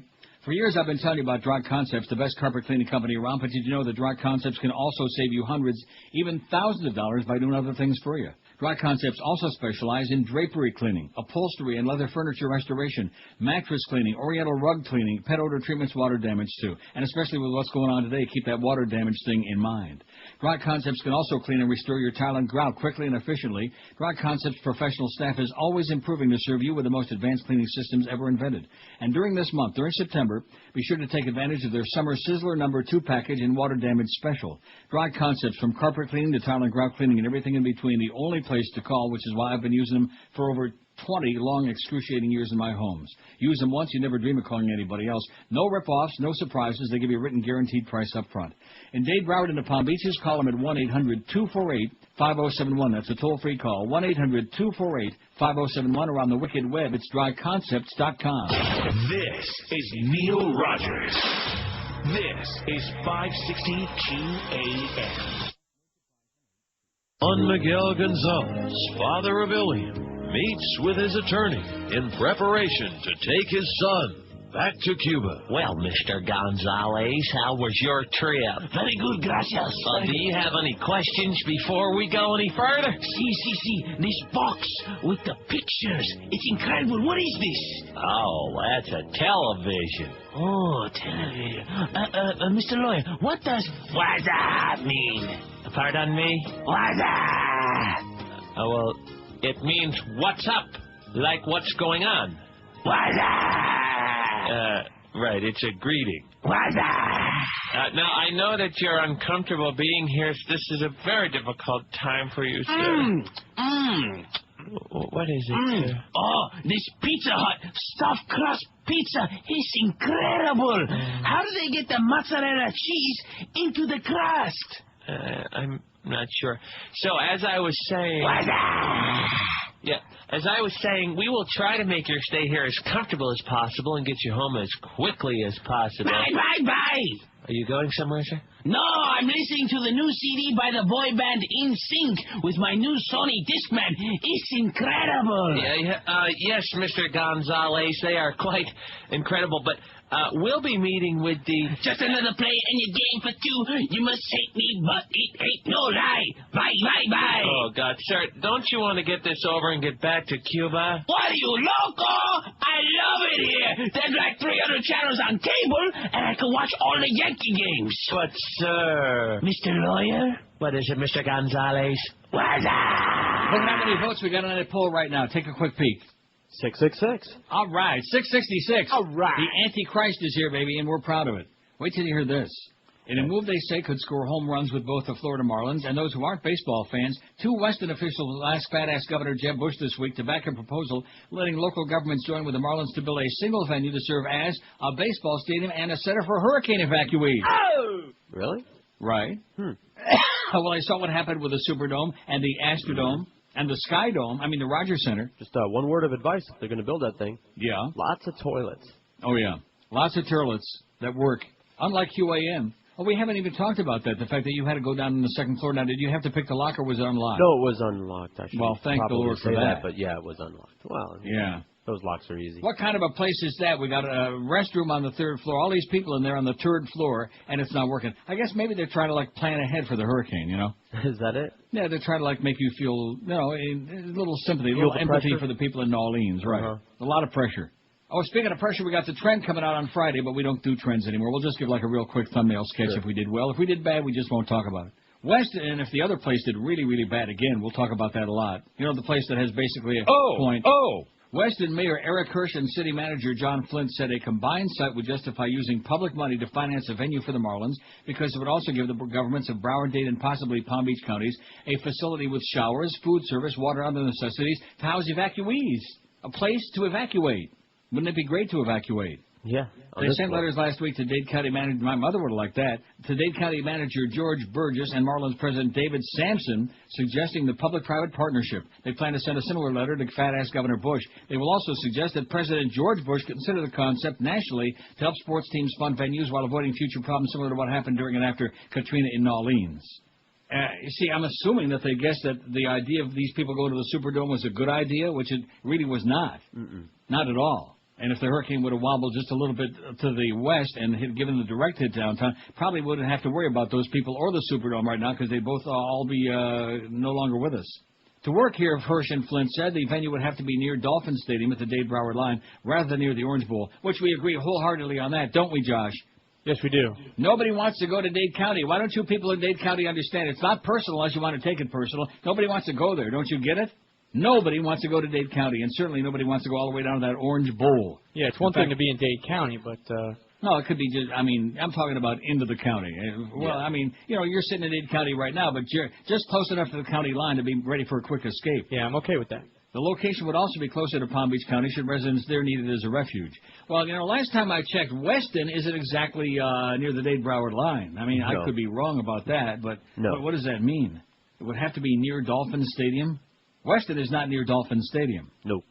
At any rate, Weston, which has no land available for development, would only be involved as an interested party. Oh, I see. I didn't understand that. These are people from Weston, but they're not going to build it in Weston. They're going to build it near the, who knows where. Somewhere in Yenomsville, I think they said. This would be a win-win for everyone, Hirsch said. The Marlins are looking at building a stadium. We in government should be looking at ways to protect the public, and this may be one way to do both.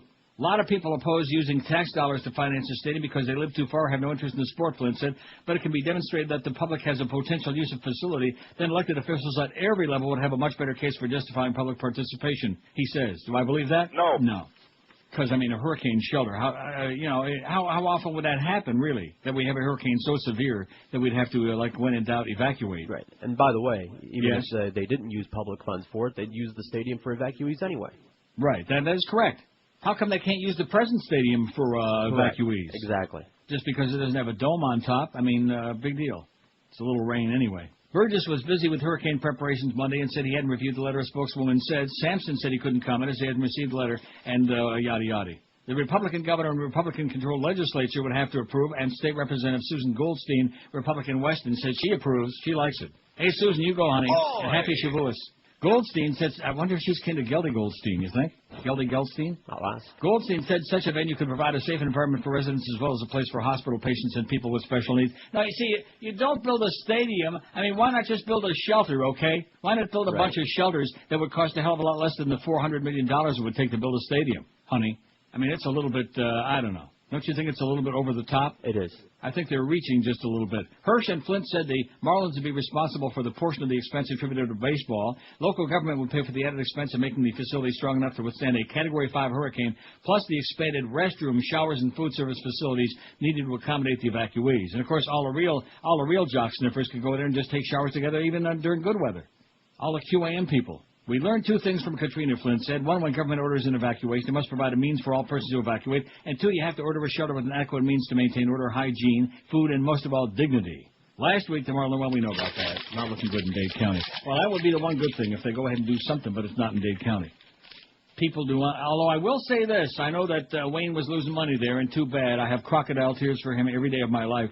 But the old Miami Arena, when the Panthers were playing there, even though it didn't have enough seats to make money, didn't have all the skyboxes, yada, yada, yada, the atmosphere of the Panther games was a zillion times better than in the new arena, than the Bank America Bank, what is it now, Bank Atlantic, Yenta Center, whatever we're calling it these days.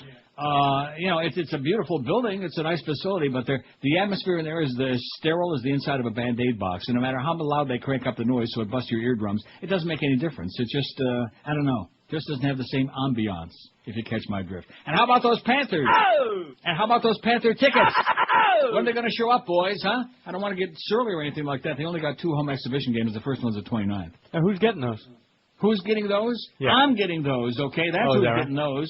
Why, you want now all of a sudden you're a hockey fan that you might have some free tickets? Oh, well, I'd go to a couple games, you know. Well, I'm sure you can have all the tickets you want, because I don't think I don't think a lot of them are going to be used. Some will be, and you can George will arrange a contact for that, okay? You know what I'm saying? I know what you're saying. Okay, but unlike Miguel, don't plan on just scouring through and just raping the season ticket. It's just criminal what he does. And then he's got the nerve to give me a song to dance about. Well, you read too many stories on the air. I don't like the bedtime. You know what? We don't care what you like, Miguel, okay? Go back to bedtime. Maybe you can make a few more kids. When he told me the other day that he's got another one, she's got another one in the oven. Yeah. Jesus, man, when are you people going to slow down a little bit? 2's the quota anymore. Yeah, that's what you think. Why do you think that this business about the Hispanic population pretty soon going to be like 95% of America? Save a little room for us crackers and schvoes, will you please? How many kids did your mom have there, Rabbit? 2. All right. Yeah. Well. So in other words, you tell me that he's stopping now? He's just getting going now. He's just getting started. Well. Hey, listen, the more the merrier. And what he tells me, they're trying like crazy. This is Neil Rogers. This is 560 QAM.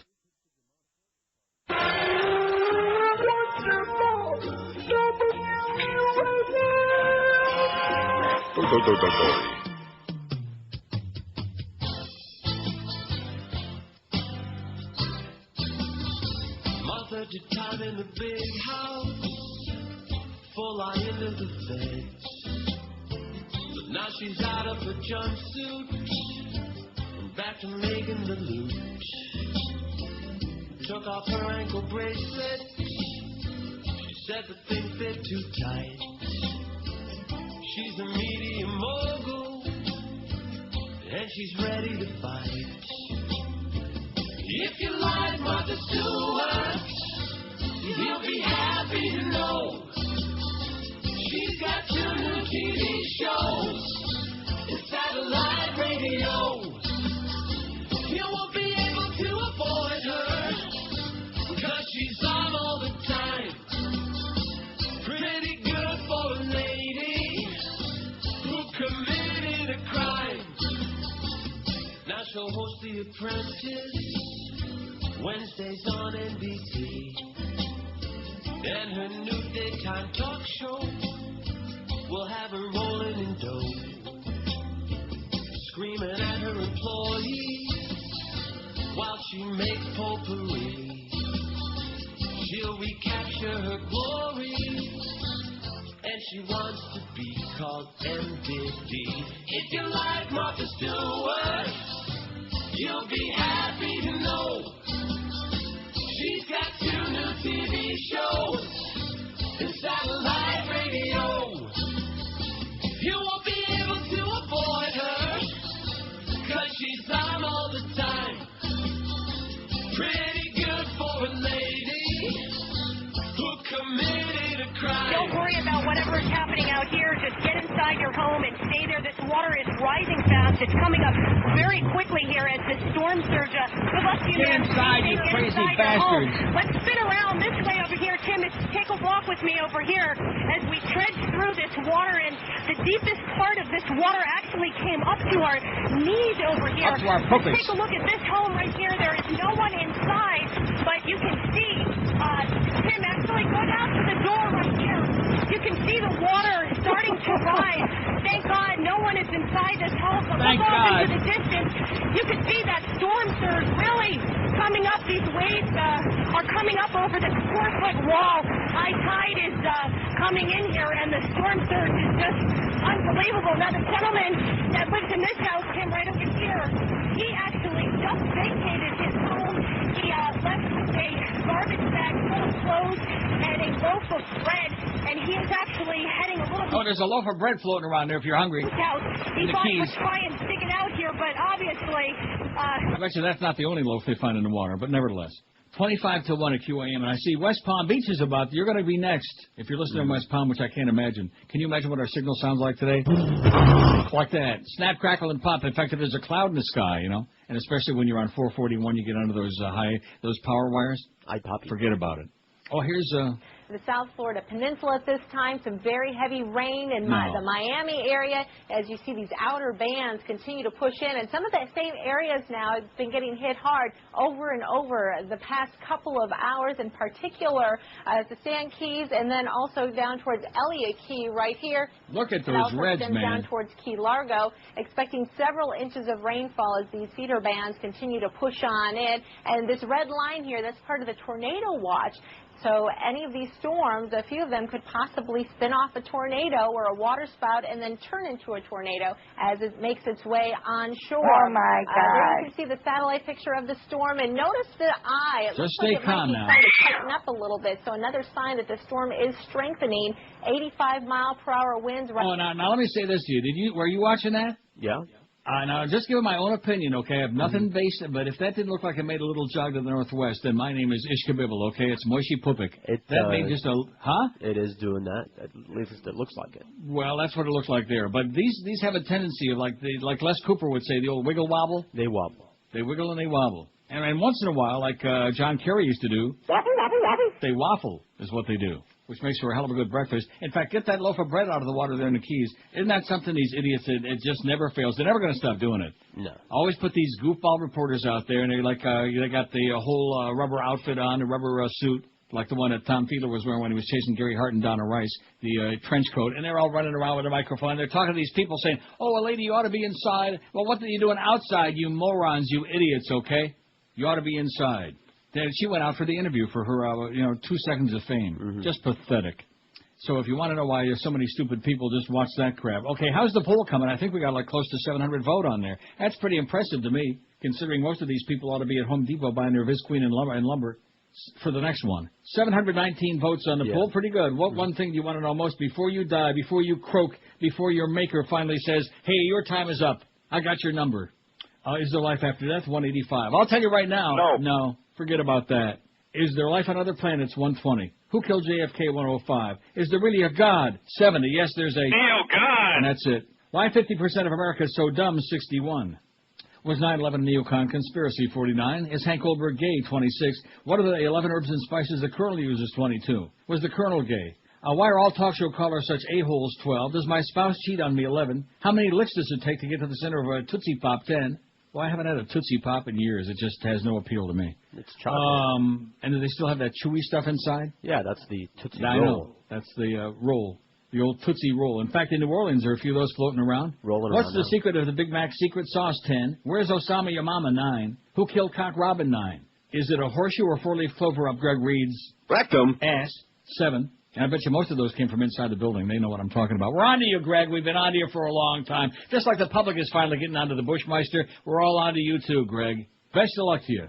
Don't let the door hit you in the ass on the way out. And we're starting to, be very skeptical of that report that he planted. And, why did I subscribe to that Inside Radio thing? Tom Taylor, please. You're a good guy, and you're doing your best for the radio groupies out there. But every morning now, I got pages and pages of this crap on my fax machine when I come in here.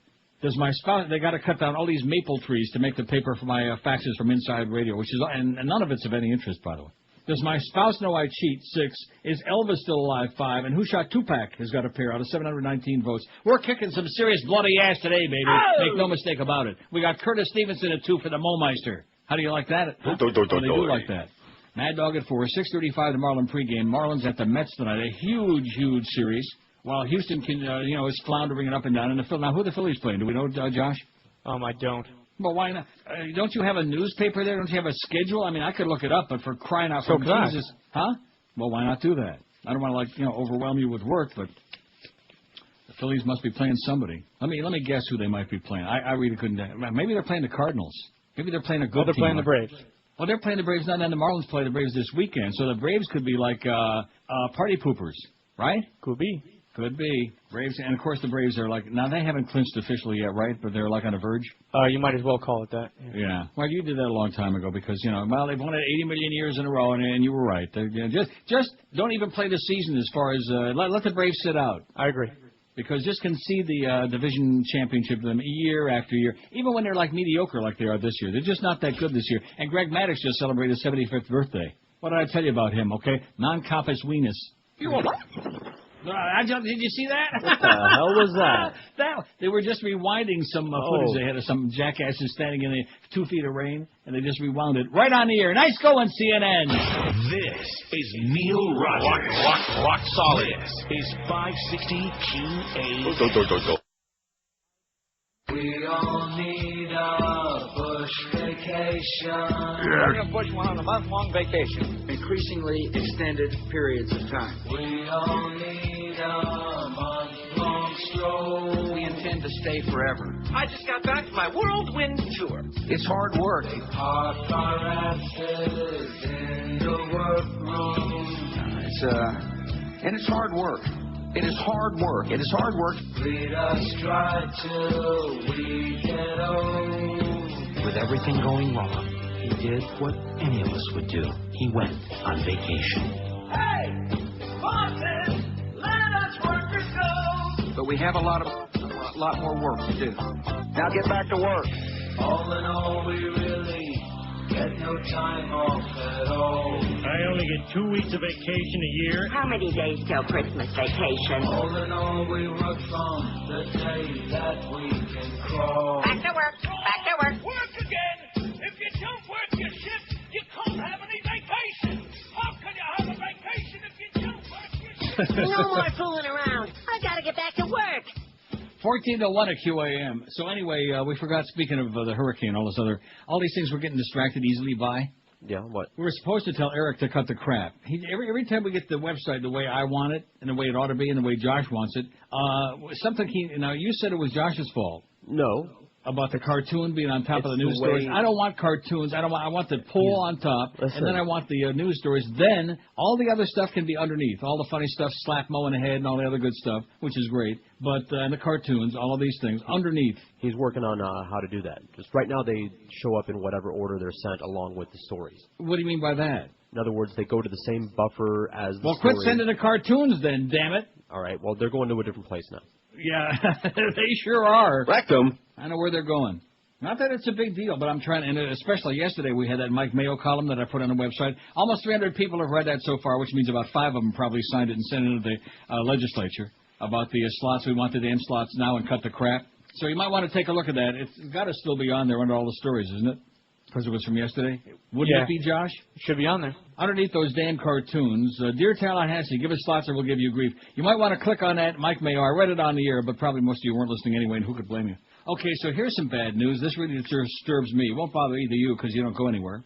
You certainly don't go to Europe. Yet. But once Josh gets that big raise, maybe he'll take you with, George. All right, we'll go to Amsterdam. That's a good idea. I guarantee you the two of you would have a fine time over there. Yeah. I can find something to do.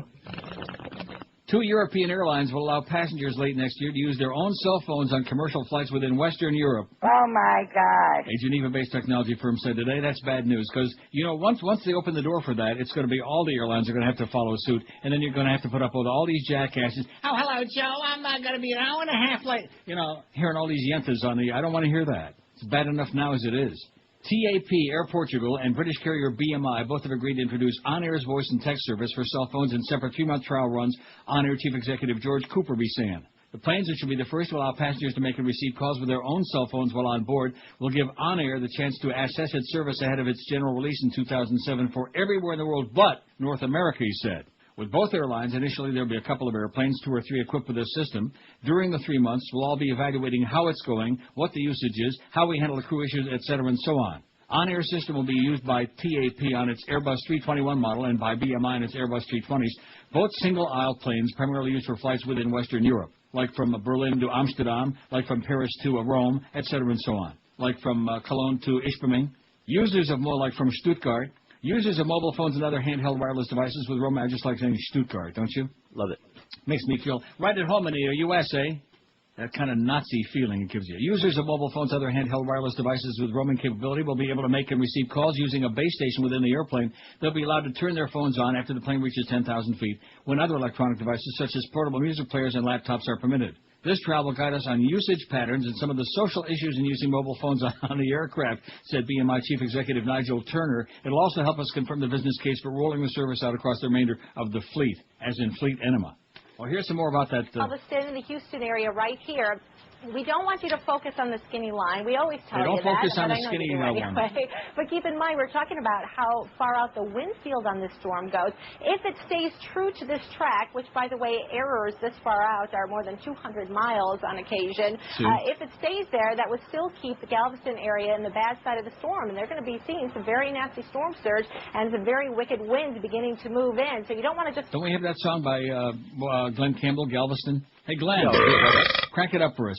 Give me a minute. Oh, let's see. Here's a fax that says, if you missed the debate between George Galloway and the disgusting Christopher Hitchens, here's the audio file. Oh, I don't want to hear Christopher Hitchens. I mean, why would I waste my time? I do have a great column, though, about George Galloway. Do I have time to read it? Do it. No, it's long, man. It's long. And the article, too. Where is it? I think I just dropped it on the floor. I don't know why this is happening today. I never have this problem anymore. And that you know why it's happening? Because I turned the stories around so I don't get all those marks on my chest. Remember I was telling you about that the other day? Right. Instead of having like sideways, and it doesn't make any difference anyway. Uh-oh. Hey, Glenn, how's it going, baby? Oh, Galveston, won't see that no more. It's a good thing that there's no such thing as global warming. I'm so pleased that, here it is. Galloway's frankness invigorates and shocks Americans. It's a little on the long side, but I think I might give it a shot. Should I give it a shot? Do it. I don't want to be reading here where all these people are trying to, batten down the hatches and natches and stay healthy from the hurricane. John Nichols, who writes for the Capital Times of Madison, Wisconsin, writes, Americans who are familiar only with the almost always empty words and often empty heads of this country's political leaders can be a little shocked by George Galloway's pronouncements. The British parliamentarian who came of age in the brawling political landscape of his native Scotland, where quick wit and a savage debating style are prerequisites for electoral success, does not mince words in the manner that most American politicians do. Consider Galloway's statement in response to Hurricane Katrina and its aftermath. The scenes from the stricken city almost defy belief. Many, many thousands of people left to die in what is the richest, most powerful country on earth. This obscenity is far from a natural disaster as George Bush and the USA lead are from suffering masses of New Orleans. The images of Bush luxuriating at his ranch and of his Secretary of State shopping for $7,000 shoes while disasters swamp the U.S. Gulf Coast will haunt this administration. $7,000 shoes, huh? Condoleezza, you bitch. In the most terrible way imaginable, they showed to the whole world that this is not only the lives of people in Baghdad, Fallujah, and Palestine that Bush holds cheap, it's also his own citizens, the black and poor people left behind with no food, water, or shelter. This is not simply manslaughter through incompetence, though the White House's incompetence abounds. It is murder, for Bush was warned 4 years ago of the threat to New Orleans, as surely as he was warned of the disaster that would come of his war in Iraq. His is the America of Halliburton, the M16 rifle, the cluster bomb, the gated communities of the rich and of the billionaires he grew up with in Texas. There is another America. It's the land of the poor of Louisiana. It's the land of the young men and women economically conscripted into the military. It's the land of the glorious multi-ethnic mix that was New Orleans. It's the land of Malcolm X, Martin Luther King, and of great struggles for justice. That's not exactly a politically correct response to the crisis, at least not in George Bush's America of muted debate and sappy partisanship, but it is one that will ring true with a significant proportion of the American population, as have Galloway's pronouncements with regard to the war in Iraq. Galloway, now let's see, what's the date on this? So, Galloway, who will appear at 7 p.m. next Sunday at the Wisconsin Union Theater at the UW-Madison campus, became an instant hero to many opponents of the U.S. occupation of Iraq when the previously little-known member of British Parliament flew to Washington to appear before the Senate's Permanent Committee on Investigations. Senator Norm Coleman, Republican of Minnesota, a headline-grabbing conservative who was trying to position himself for a presidential run, had accused Galloway and other European figures of opposing the Iraq war because they had received oil for food program kickbacks from Saddam Hussein. In fact, Galloway had successfully challenged the same accusations in Britain and gone on to win a stunning victory in that country's May 5th election. So Galloway jumped at the chance to go before Coleman's committee, which he did in a remarkable May 17th appearance.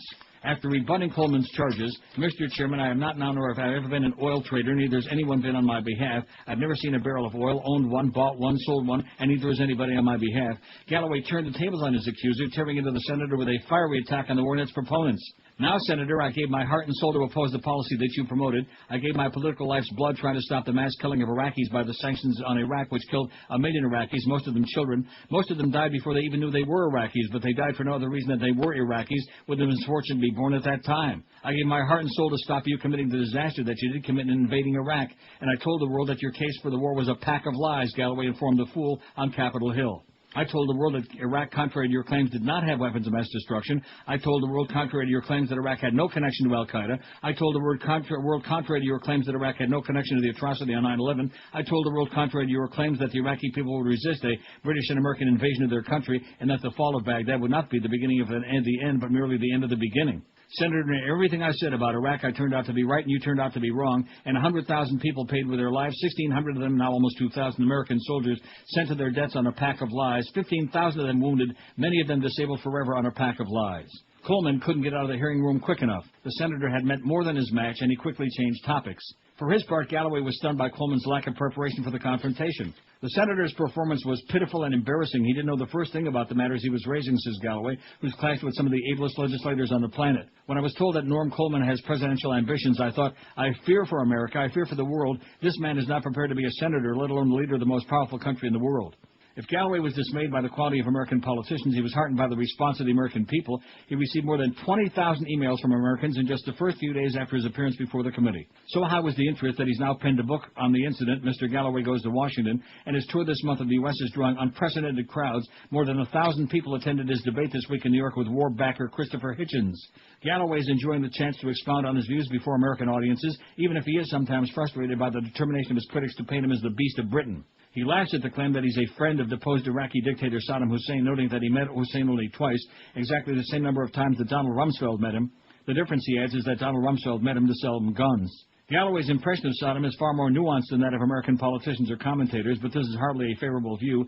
I found him to be a man who's capable of rational and irrational actions, which I think is the nature of dictatorship, he explained. To accusations that his militant opposition to the invasion and occupation of Iraq means he supports terrorism, Galloway responds that he's opposed to killing of innocents by any group or any means, be it a suicide bomber or a bomb drop from an airplane flying overhead. He rejects the notion that the U.S. or Great Britain ought to decide whether the insurgents in Iraq are legitimate representatives of popular sentiment in that country, arguing instead it's the height of imperialism to suggest that the Iraqi insurgency is legitimate or illegitimate. What he will suggest, however, is that the only way to sort out the mess in Iraq is for occupying forces to exit the country.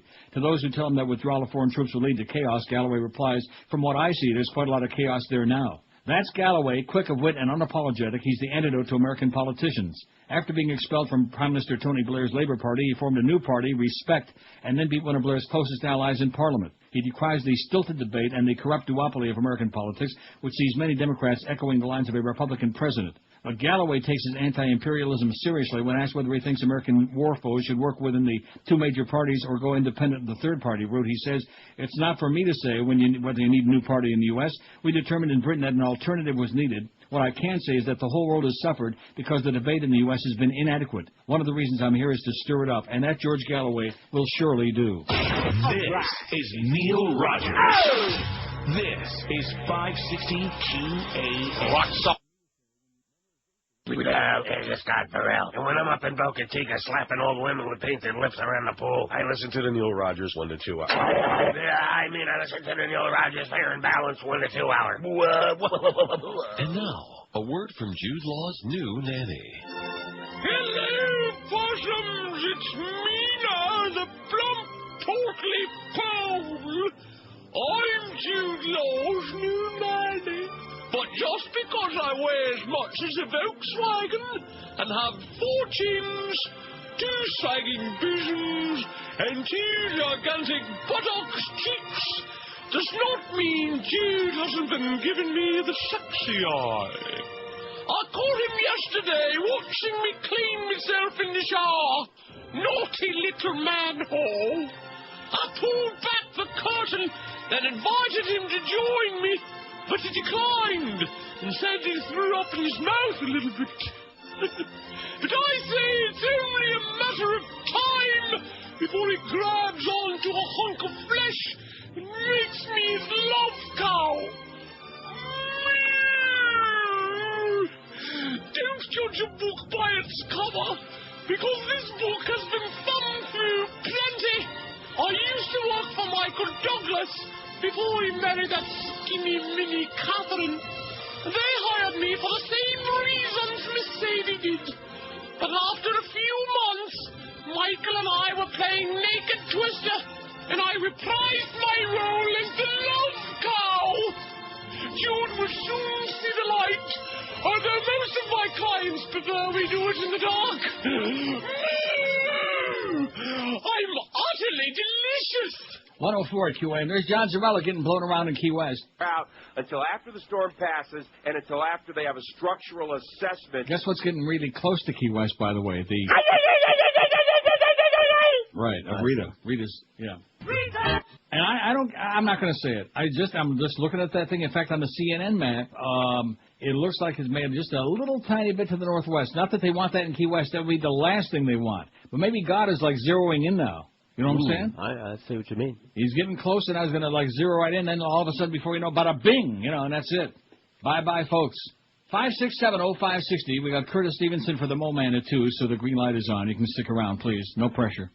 Should we take a few calls here? We don't have any at the moment because I haven't taken any in a very long time because I've read that long, ponderous thing about George Galloway. And they're saying, who's George Galloway? We know where Galloway Road is, down there by Norman Brothers Produce, but we sure as hell don't know George Galloway. Well, out of sight, out of mind. You know, that's the American public for you. That's why that answers one of those questions on our poll. What one thing you want to know most before you die? That's our poll question today. 5670560, pound 560 Verizon Singular Wireless Line. WQAM, hello. Hi, Neil. This is Brian Norcross, and right now I'm currently flying over the storm. I'm currently directly right over the eye of the storm, where there's a lot of people screaming and hollering, "The sky is falling!"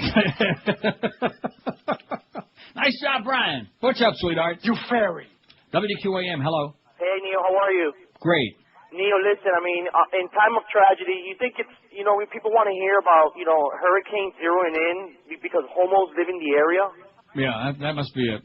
WQAM, hello. Hello? Yeah, you want to translate the last one? Yes, sir. Is it me? Is this the overrated and overweighted Hank Goldberg? WQAM, hello. Hey, Pally. Yes, sir. I got a couple for your poll. Okay. I'd like to know who killed Marilyn. Who killed Marilyn Monroe? Okay, that's a good one. What happened in Roswell? Yeah. New Mexico. And is it Charles All Ferry or Hair Club for Men from O? Take care.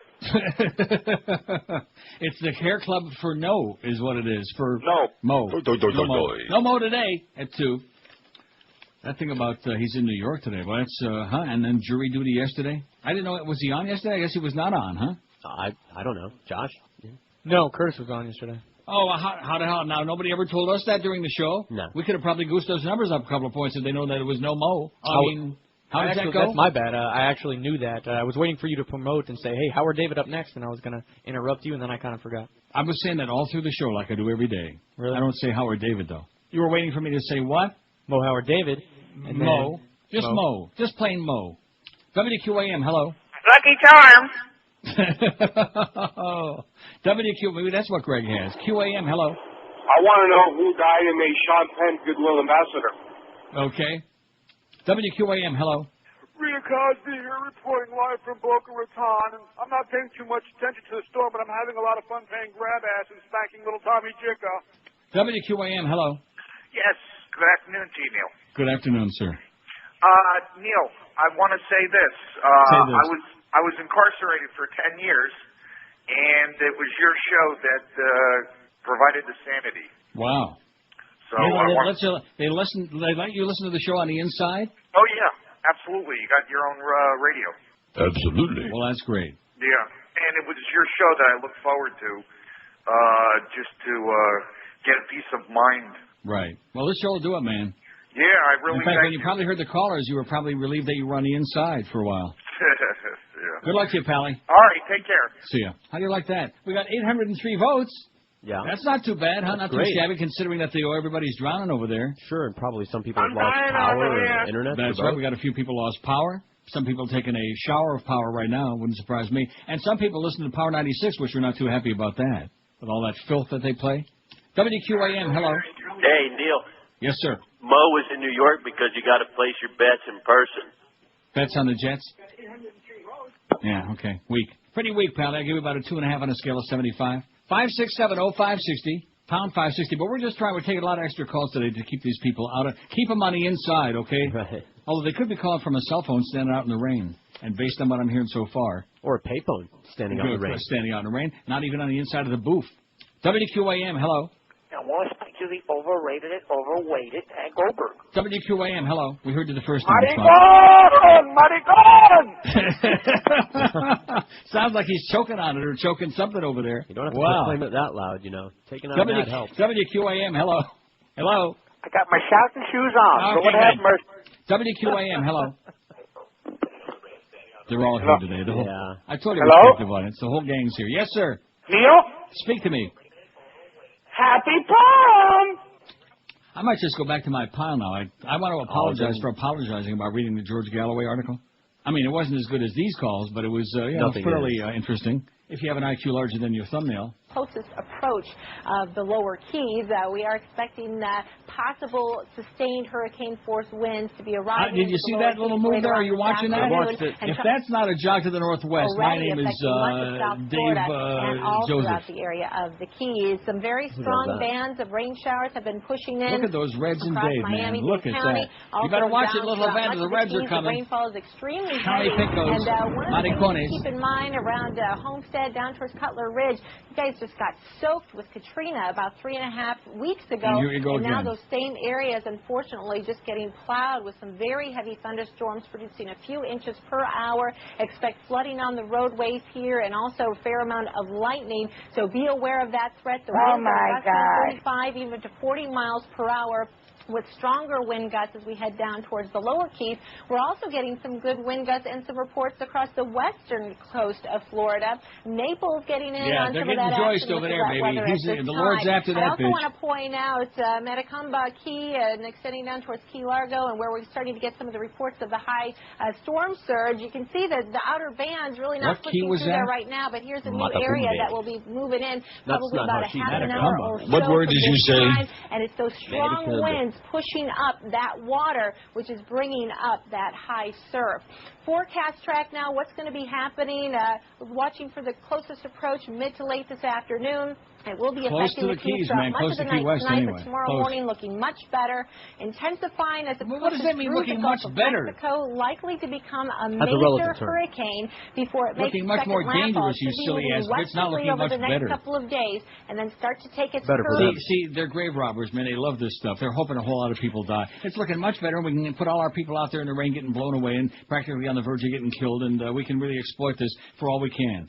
You miserable. Who is this simpleton? Where the hell is Chad Betsy Everett anyway? Who? Where's my buddy Rob Marciano? That's who we want to see. Can't much macho, Rocky Marciano or Rob Marciano. Hey, Rob. You fairy. 12 minutes after 1 at 560 WQAM. How did you sleep last night? In a recent national survey by the National Sleep Foundation, fewer than half Americans report getting good night's sleep most nights. One of the primary reasons is not having a comfortable, supportive mattress, like a new Simmons Beauty Rest Queen set from our good friends at Dial a Mattress. This Simmons Beauty Rest features individually pocketed coils, so you won't feel your partner moving during the night. Now priced at just $5.99. This for a limited time only, so pick up the phone and call 1-800-MATTRESS right now and tell them you want the Neil deal. That's Simmons Beauty Rest just at $599. Plus, a portion of every Dial mattress purchase will be donated to the Hurricane Katrina Relief Fund. When you call 1-800-MATTRESS, you'll get same-day delivery all across South Florida. By calling 1-800-MATTRESS, you'll also choose from the deepest selection going anywhere. And as always, you still pick the date and time for delivery to fit your schedule. Dial mattress on time 99.7% of the time.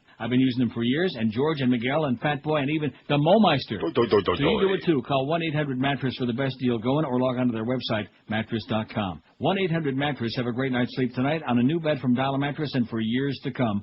1-800-MATTRES. Leave off the last S because it stands for sensational savings. This is Neil Rogers. This is 560 QAM. Oh, I come from Crawford, Texas, with a guitar on my knee. Oh. They died in Louisiana. I raised cash for the GOP. Oh, Katrina, don't put no blame on me, 'cause I come from my vacation for a photo opportunity. Swing your partner round and round. Now do a little swimming through New Orleans town. Swim to the left, to the right, here we go. Sling a little mud, now do-si-do. Oh, Katrina, why didn't those people flee? 'Cause it's worse in Louisiana than it is for Iraqi. All right. No, from the makers of The Surreal Life, it's a brand new reality show that's bigger, better, faster, and stronger. It's The Syringe Life, starring Jose Canseco, Mark McGuire, and Rafael Palmero.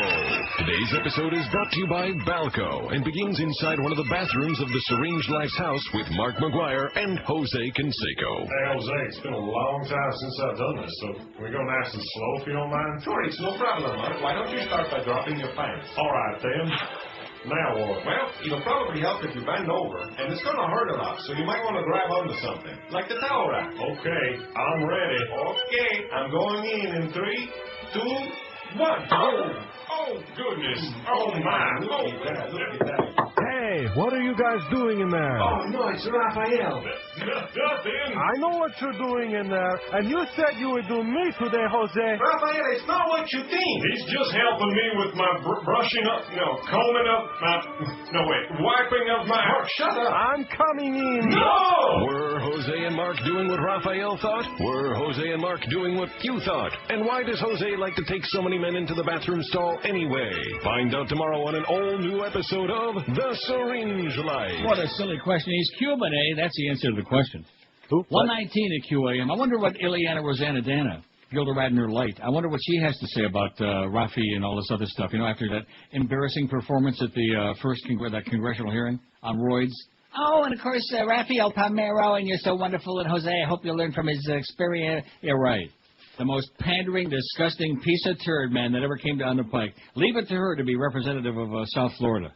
Just speaking of disgusting people. And capability and allowing the Iraqi government. Oh, brother. Stuff it, okay? Just take a sock and stuff it. Oh, there's the phone. I bet you got a big package downstairs. Maybe it's that $10 million in cash from Ed McMahon. You going to go get it? So I'm looking at those. No, I'm not going to go get it. I'm looking at those yellows, and boy, Dade County's sure getting it. They're getting socked. Yeah, they are. Wow. And Brian, and all the way up to Palm Beach, all the way up to north of West Palm. It's on the way to Jupiter, baby, because that next band, the outer band, all the way to Fort Pierce and Stewart. Those people up there, they deserve it. All campuses at Broward Community College will close at 3 o'clock this afternoon. Evening classes are canceled. School will resume as scheduled tomorrow morning. You got that? BCC closes at 3. Evening classes canceled too, and school will resume as usual tomorrow. Okay, don't say we didn't tell you. 567-0560, pound 560 on the Verizon Singular Wireless line. We got room for a lot of calls between now and 2. Let's get a whole bunch of them in, or we'll put on Donald Rumsfeld. Or Iraqi. Ooh. See what I'm saying? What a threat. Yeah. WQAM, hello. You make me feel like dancing. Oh, Brian, calm down. 567-0560, pound 560 on the Verizon and Singular Wireless line. They're calling the board, and of course, once this 4-minute delay kicks in, then they'll understand what's going on. Right. Then it'll be too late. I don't have time to potchkey around with these people. Okay, how's that poll coming? Amazingly, we got some votes on there today. We got 830 votes. 800 and how many? About 30, man. Look at that. What one thing do you want to know before you die most curious about? Is there life after death? 209. You silly people. Is there life on other planets? 137. Who killed JFK? 119. Why 50% of America is so dumb? 75. Is there really a God? 75. Was 9/11 a neocon conspiracy? 58. Is Hank Goldberg gay? 37. What are the 11 herbs and spices the Colonel uses? 26. Why are talk show callers such a-holes? 13. Where's Osama Yamama? 13. Does my spouse cheat on me? 12. Who killed Cock Robin? 11. How many licks does it take to get to the center of a Tootsie Pop? 10. What's the secret of the Big Mac's secret sauce? 10. Is it a horseshoe or a four-leaf clover? Up Greg Reed's rectum. Ass. 8. Did you go ask him yet? No. Does my spouse know I cheat? 8. Is Elvis still alive? 5. Who shot Tupac? 4. And who killed Marilyn Monroe? Which is a good one, but it's got so far the big. Oh! Yeah. Marilyn Monroe, who's that? They're saying. WQAM, hello. I need Michael Norcross. WQAM, hello. Oh, my. Oh, my. WQAM, hello. Is there Prozac in heaven? WQAM, hello. Yeah. Neil? Yes, sir. Hey, I just wanted to tell you, I wanted to thank you. I know that you've been talking a lot about people not going on your website since the pictures are off, but I want to say that I read every single one of your articles, and they're the most informative, and you really can't get them anywhere else because of our, liberal media. Yeah, unless you just sit there and go through about 30 different websites every day, which most people aren't going to do. Right. I was actually thinking about printing them out and distributing them as a pamphlet because, I'm real sick of what I see on the TV. I know President Bush is praying for hurricane after hurricane out there. Because the news is just abominable, but I did want to thank you for those articles, and I read every single one every day. Well, God bless you, Pally, and thanks a lot. Absolutely. Take care, Neil. God bless him. Neil, God! How do you like that? Maybe you can put him in a pamphlet, and they'll get, not a good idea, though, I don't think. Don't be handing them out in public on street corners. Do it like under the desk. Because if they catch you in public handing out that, that leftist propaganda, don't turn yourself into another left-wing spinmeister. How's that guy doing that they shot for having that drug dealer? No, he's still dead. Notice how fast that story disappeared? I don't see anything more about that. Murderers. You're a couple of murderers. The SWAT team, baby. Bada bing. Oh, he had a scale in there. That is the American effing way, man. If they were doing as good of a job of going out and getting these terrorists. Oh, and I see, did I mention that Zawahiri had that tape again yesterday and we really don't care? You mentioned it. What is that you're playing? Theme from SWAT. Oh, the theme from SWAT. I can just barely hear it. That's loud enough, though. Oh, there you go. He's a real mother. WQAM, hello. Look, can I talk to Neil? Speaking. Neil. Yes. You're hung like a timbit. Okay, good. WQAM, hello. Neil, may I speak to Neil Rogers? I beg your pardon? Neil Rogers? Speaking, yes. Hello? Speaking. Can you do it, man? Can you pull this one off? Let's see. Hello? Okay. Oye, ay, los acomienda. See what I mean? If you want me to give you a little dissertation on what's wrong with Dade County and why everybody wanted out, there's one of the, he's the poster child for it right there. WQAM, hello. Yeah, it's a known fact that Hank Angel... Okay. WQAM, hello. Yeah. Yeah, QAM. where's that damn Loch Ness monster? Find it. I think if you bend over and check in your... You'll find it right there, man. I got your monster right here. Of course, it's probably pretty crowded. WQAM, hello. Hey, QAM. Neil. Yes, sir. Hey, man, I'm real fired up over here. About... I called Ancestry last night, and they said I'm related to that Mongol, Genghis Khan. And on top of it, I hear this afternoon that Mo ain't in today. Yeah. What the heck, man? Come on, Neil. What's going on?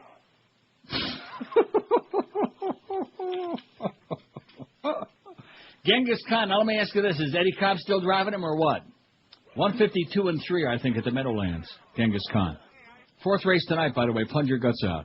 8, is that? Oh, an 8. I thought for a second it was a 9. I got really nervous. 8:45. We got a shot at 900. Oh, look at this. So the storm is intensifying Category now. 2 now. It's just been upgraded just as it's about to hit the Keys, Key West. It's going to get a direct hit with the eye or the eye wall, but certainly has been getting battered all day. And now that it's Category 2, look at that. with those stronger winds, this is going to be increasing the storm surge, and that is one of our biggest concerns about this storm. Storm surge for a Category 2 ranges usually between 6 and 8 feet, and should that coincide with high tide, which is at 2:30 this afternoon in Key West, that would be 6 to 8 feet on top of that high tide level. Kira? Yeah, Kira. Hey, by the way, Kira, you Bush butt licker? Man, she makes me sick. This is the one that was giving Nancy Pelosi a bunch of crap. And for once in her life, Nancy stood up like a real man, and she snapped back at her. If you want to be a spokesman for the administration, why don't you go ahead and do it? Something like that. Some smart ass. Nice going, Nancy. Oh, there's your president in Gulfport, Mississippi again. There we go. Well, thanks for having me. Yeah, thanks for having me. No, we don't want you no more. Okay? This is Neil Rogers. This is 560 QAM. Rogers.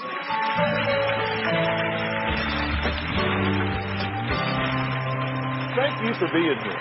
Is your spouse really the worst at something? Now, Monica says that her husband is worse at decorating. Yes. Mm-hmm. And she's ready to fix up the family room. Yes. Mm-hmm. Right, do you guys think this marriage is in trouble? No. No, actually, no. Now, let me tell both of you something. If somebody else hadn't told you before, let me tell you now. It's over. No. It's over. And it ought to be over. That is false. Bitch, shut up.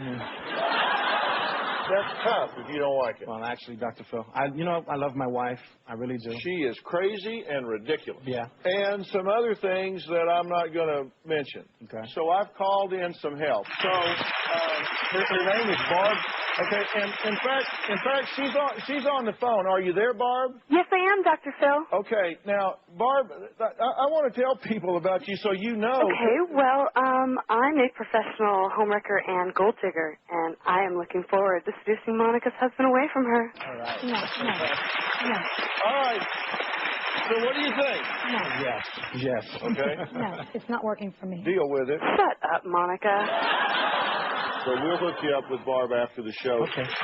And you need to put more energy into your drinking buddies before the sun goes down today. Okay. Yeah, he's the best at Dr. Phil. Rhymes with swill. Oh, speaking of swill. Vision about what this important part of the world is going to look like. Oh, yeah. I know what it's going to look like, kind of like yours. Rectum. Yeah. Oh, and NOAA indicates that Rita's reached 100 miles an hour and is now Category 2, like we told you like a couple of minutes ago, on the Saffir-Simpson Norcross, what's her name, Kamal scale. See, it's so easy to forget. And there's a special advisory coming up at 2 o'clock, which we already knew about that. So remind me about 5 to 2 to just check for it again, although we won't have it. No. Remind me to check the Sun Sentinel website, because they might just have it, because it certainly won't be on the NOAA website. Because Noah's out there hammering away, man. He's building that ark, and he's having a little pop or two as well. Okay, here's the deal. Harold says now that the National Hurricane Center has lifted the hurricane watch for Broward, the county's mass transit system will resume regular bus service effective 2 o'clock this afternoon. You're going to go hop on the bus? I don't think so. Well, even in southern dry weather, why do that? Buses will resume their normal weekday service schedule at 2. Paratransit services also will resume normal operations. That's in Broward. Tropical storm warning for Broward still in effect. Broward County is also still under a tornado watch till 5 and a flood watch till 6 o'clock tonight. So it makes a lot of sense to me that the buses are going. Huh? Well, probably a lot of people that went to work this morning being unsuspecting, right? Right, like us. The U.S. Coast Guard expects to reopen Port Everglades this afternoon. All afternoon shift. Line handlers and harbor masters should report to work at their normal times, county officials be saying. Petroleum trucks are continuing to operate from Spangler Boulevard, the State Road 84 entrance. Spangler Boulevard.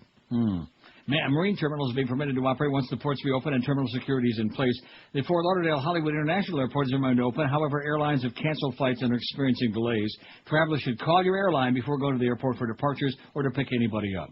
Hurricane hotline in Broward is 954-831-4000. 954-831-4000. And Mayor Kristen Jacobs will hold a televised media conference at the Broward County Emergency Operations Center at 5 this afternoon to provide additional updates for those who want to watch that. It'll probably be pretty boring. Right now upgraded to a Category 2 hurricane.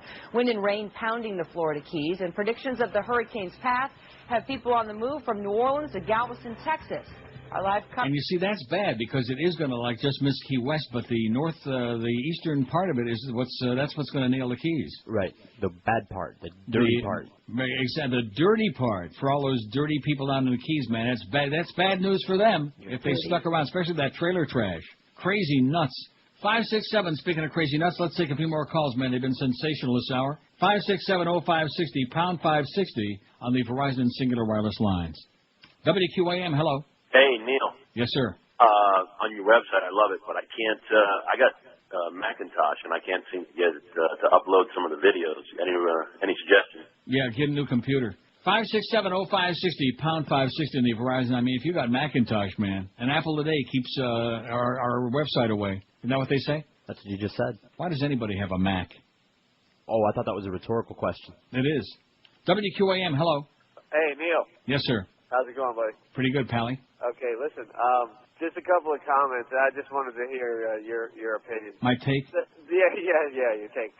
Does anybody who hires these announcers to do football, do they listen to these guys? I mean, Joe Zagacki is just so horrible. I know you said it, but he is just so bad. And the new team of Jimmy and Joe, they're unlistenable, man. Have you given it a listen? They're terrible, man. And every report I get is worse than the previous one. It just Jimmy is about as qualified to do those. Yeah, I'm about as qualified to go over to Mount Sinai Hospital here this afternoon and do brain surgery or open heart surgery as Jimmy Syphilis is to do play-by-play sports. Love you, man. Have a good day. You too. No, he's absolutely unqualified. You just can't cut it, sweetheart. Jimmy Syphilis, good guy. There's a lot of good guys. Joe Zagacki, I told you this over and over again. It's not personal, it's business. He's a really good guy. Damn near died during Hurricane Andrew. Risked his life there in that chopper. Yes, he did. Airplane. Was it an airplane? Well, whatever the hell it was. Plane went down. There were like 3 people on it. 2 of them died, and Joe survived. Now, and some of you people that have no heart, you're going to go, oh, gee, No, he's a good guy. But for crying out loud, he's just so ponderous and boring. And when a boring guy tries to be exciting, that's even worse. You know what I'm saying? Like when he starts with that routine. Oh, my! Oh, my! Oh, my! Oh, my! Oh, my! Oh, my! Oh, my is right. Oh, my God. Yeah, that's what the audience is saying. I mean, just some people have a personality, and some need a personality transplant, and that's Joe. And Jimmy Syphilis, he's so low-key, he's coma-inducing. He makes Dave Van Boring sound like a Mexican jumping bean in heat. That's how coma-inducing he is. But then again, you're dealing with a bunch of people pretending to be broadcasters over there. Oh, yeah, we're going to show you. Yeah, you're showing us all right. You know what you're showing the world? Rectum. That's what you're showing, Joel. You loser. Just keep flushing all that money down the toilet, See, this is the thing that just amazes me. It's amazing that there are so many people with no lives who are, in the beginning, in the first place, interested in 24-hour sports talk, the same rehash of the same crap over. That's always amazed me. But the fact that there are people who are so obsessed with doing it themselves, like that, what that was the guy, Carl Bananas Foster. And then, of course, Stu Gotts, whose daddy's got a lot of money, and all of a sudden he's a big shot. You're still a flunky, baby. You're still like a board op, is what you are. And of course he must have given them a good song and a dance. And that fan thing. What have I told you about all these operations, man? Destined to fail. Sports talk is like knickers pretty soon. It's like and look at that. Wait till you see the trend on Friday, man. Yeah. The less said, the better. Sports talk, my ass. Same people saying the same stuff. I'd rather hear Hank and Mad Dog doing just anything. Just being on and being them. Sure. Be in a panic, be a real hoot, Saying the callers, man, you think we got bad callers. Even our worst dregs, the people that we wish would die, those callers are far superior to the suckholes that call in sports talk. Well, what do you think? You think that Shaq is going to win the MVP again next year? You think that he will win same terminal stuff over and over again. So the idea that somebody's going to spend a whole lot of money, like this Joel Feinberg guy, and $4.5 million a year for the Dolphins, I got news for you, man. You'd be better off going out and find a good high school team to broadcast. You might get a bigger tune-in audience. And get some high school kids to broadcast it, too, while you're at it. This Big improvement. is Neil Rogers. This is 560 QAM. I ain't never said no. I'm getting very annoyed about me saying doy. I ain't never said doy. But they continue to say that I but they ought to pay me by the doy.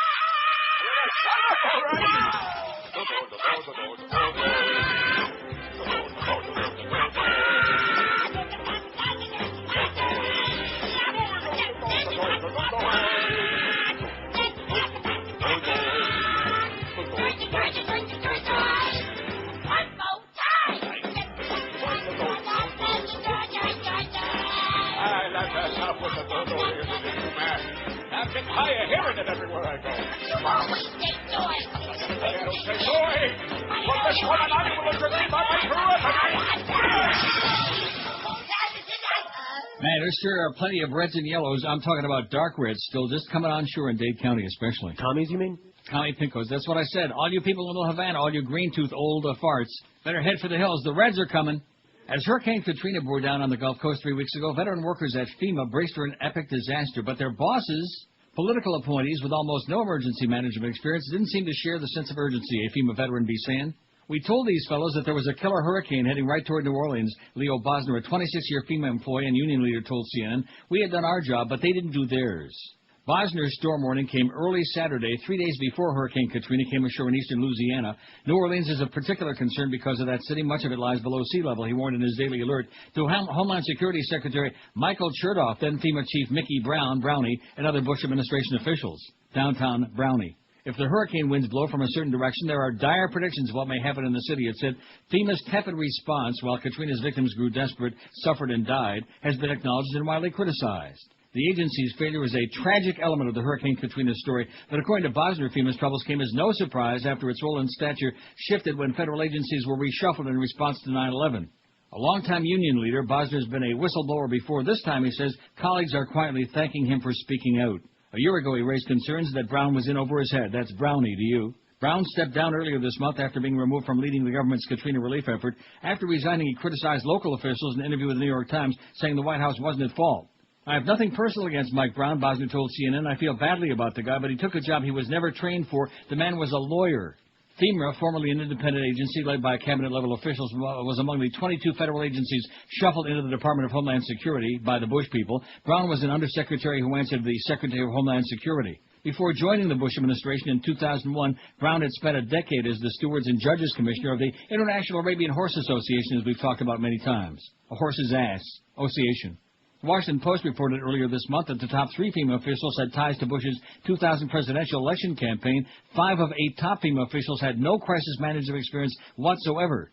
Chertoff and Brown have legal backgrounds, but scant emergency management experience. Brown came to work in FEMA in 2001 as legal counsel to his college buddy, his college roommate, then FEMA Director Joe Albaugh, who was Bush's 2000 campaign manager. Brown assumed the top job when Albaugh left FEMA in 2003. Chertoff is a former federal prosecutor and appellate court judge. As a prosecutor, he was involved in developing legal strategies for dealing with terrorism following the 9/11 attacks. He was appointed Secretary of the Department of Homeland Security in February by a 98-0 Senate vote. Good job, Senators. Nice work. Just like the great job they did on not challenging the 2000 presidential election results. Good job. Spineless cowards. Chertoff worked from home today. Bosner first warned of the hurricane's catastrophic potential for New Orleans. CNN's Tom Foreman reported. Oh, Tom Foreman, that was the map guy, by the way. Boy, was he annoying or what? Oh, God. Chertoff also has been criticized for writing a memo the day after Katrina struck, delegating authority to Brownie and deferring to the White House rather than taking charge. Chertoff hasn't commented, but a spokesman for the Department of Homeland Security said he was in touch with Brown the weekend Katrina approached New Orleans. The Homeland Security spokesperson also defended the memo, saying it merely put in writing procedures already in place. But the National Disaster Plan states that Homeland Security is in charge of the response to disasters like Katrina. We ought to play Ray Peterson and Karina. We don't have one Katrina, but we got Karina. Close enough, isn't it? Was that a hit? And what about Rita? Is there a Rita song? Oh, yeah, what about Rita the Meter Maid? That one? That one, yeah, very good. Boy, has he got his thumb on it or what? Oh, my middle finger, actually. So look at that. Look at those reds and those oranges, and it continues moving across. And like you said, the dirty side, the dirty part of the hurricane, that eastern and northeastern, that quadrant, is going right over Key West. So the next couple of hours, if I was in the Keys, I'd probably, like right now, ask myself one question: how come I'm still there? Why? Yeah, how come I'm so stupid, you know? If I still have a mirror left that isn't broken, I'd go look at it and ask myself the musical question: how is it that I'm so dumb, so stupid, as somebody we know would say? Don't forget, we got no Mo today, but we got Curtis Stevenson at 2 o'clock this afternoon. A breath of fresh air, and then, of course, we assume Mo will be back tomorrow, unless he's still out of town, as Josh said. Is he going to be out of town? I don't know. I'm sure that the entire South Florida community is on pins and needles. This is Neil Rogers. This is 560 QAM. I come from Crawford, Texas, with a guitar on my knee. While they died in Louisiana, I raised cash for the GOP. Oh, Katrina, don't put no blame on me, 'cause I come from my vacation for a photo opportunity. Swing your partner round and round. Now do a little swimming through New Orleans town. Swim to the left, to the right, here we go. Sling a little mud, now do-si-do. Oh, Katrina, why didn't those people flee? 'Cause it's worse in Louisiana than it is for Iraqi. All right. Talk about your Teflon presidents. Woo, you ain't kidding. Goodbye, George, you gotta go, me oh my oh. You gotta go home 'cause you f***ed up bad on the bio. But you sure flew quick when it came to sick Terry Shiloh.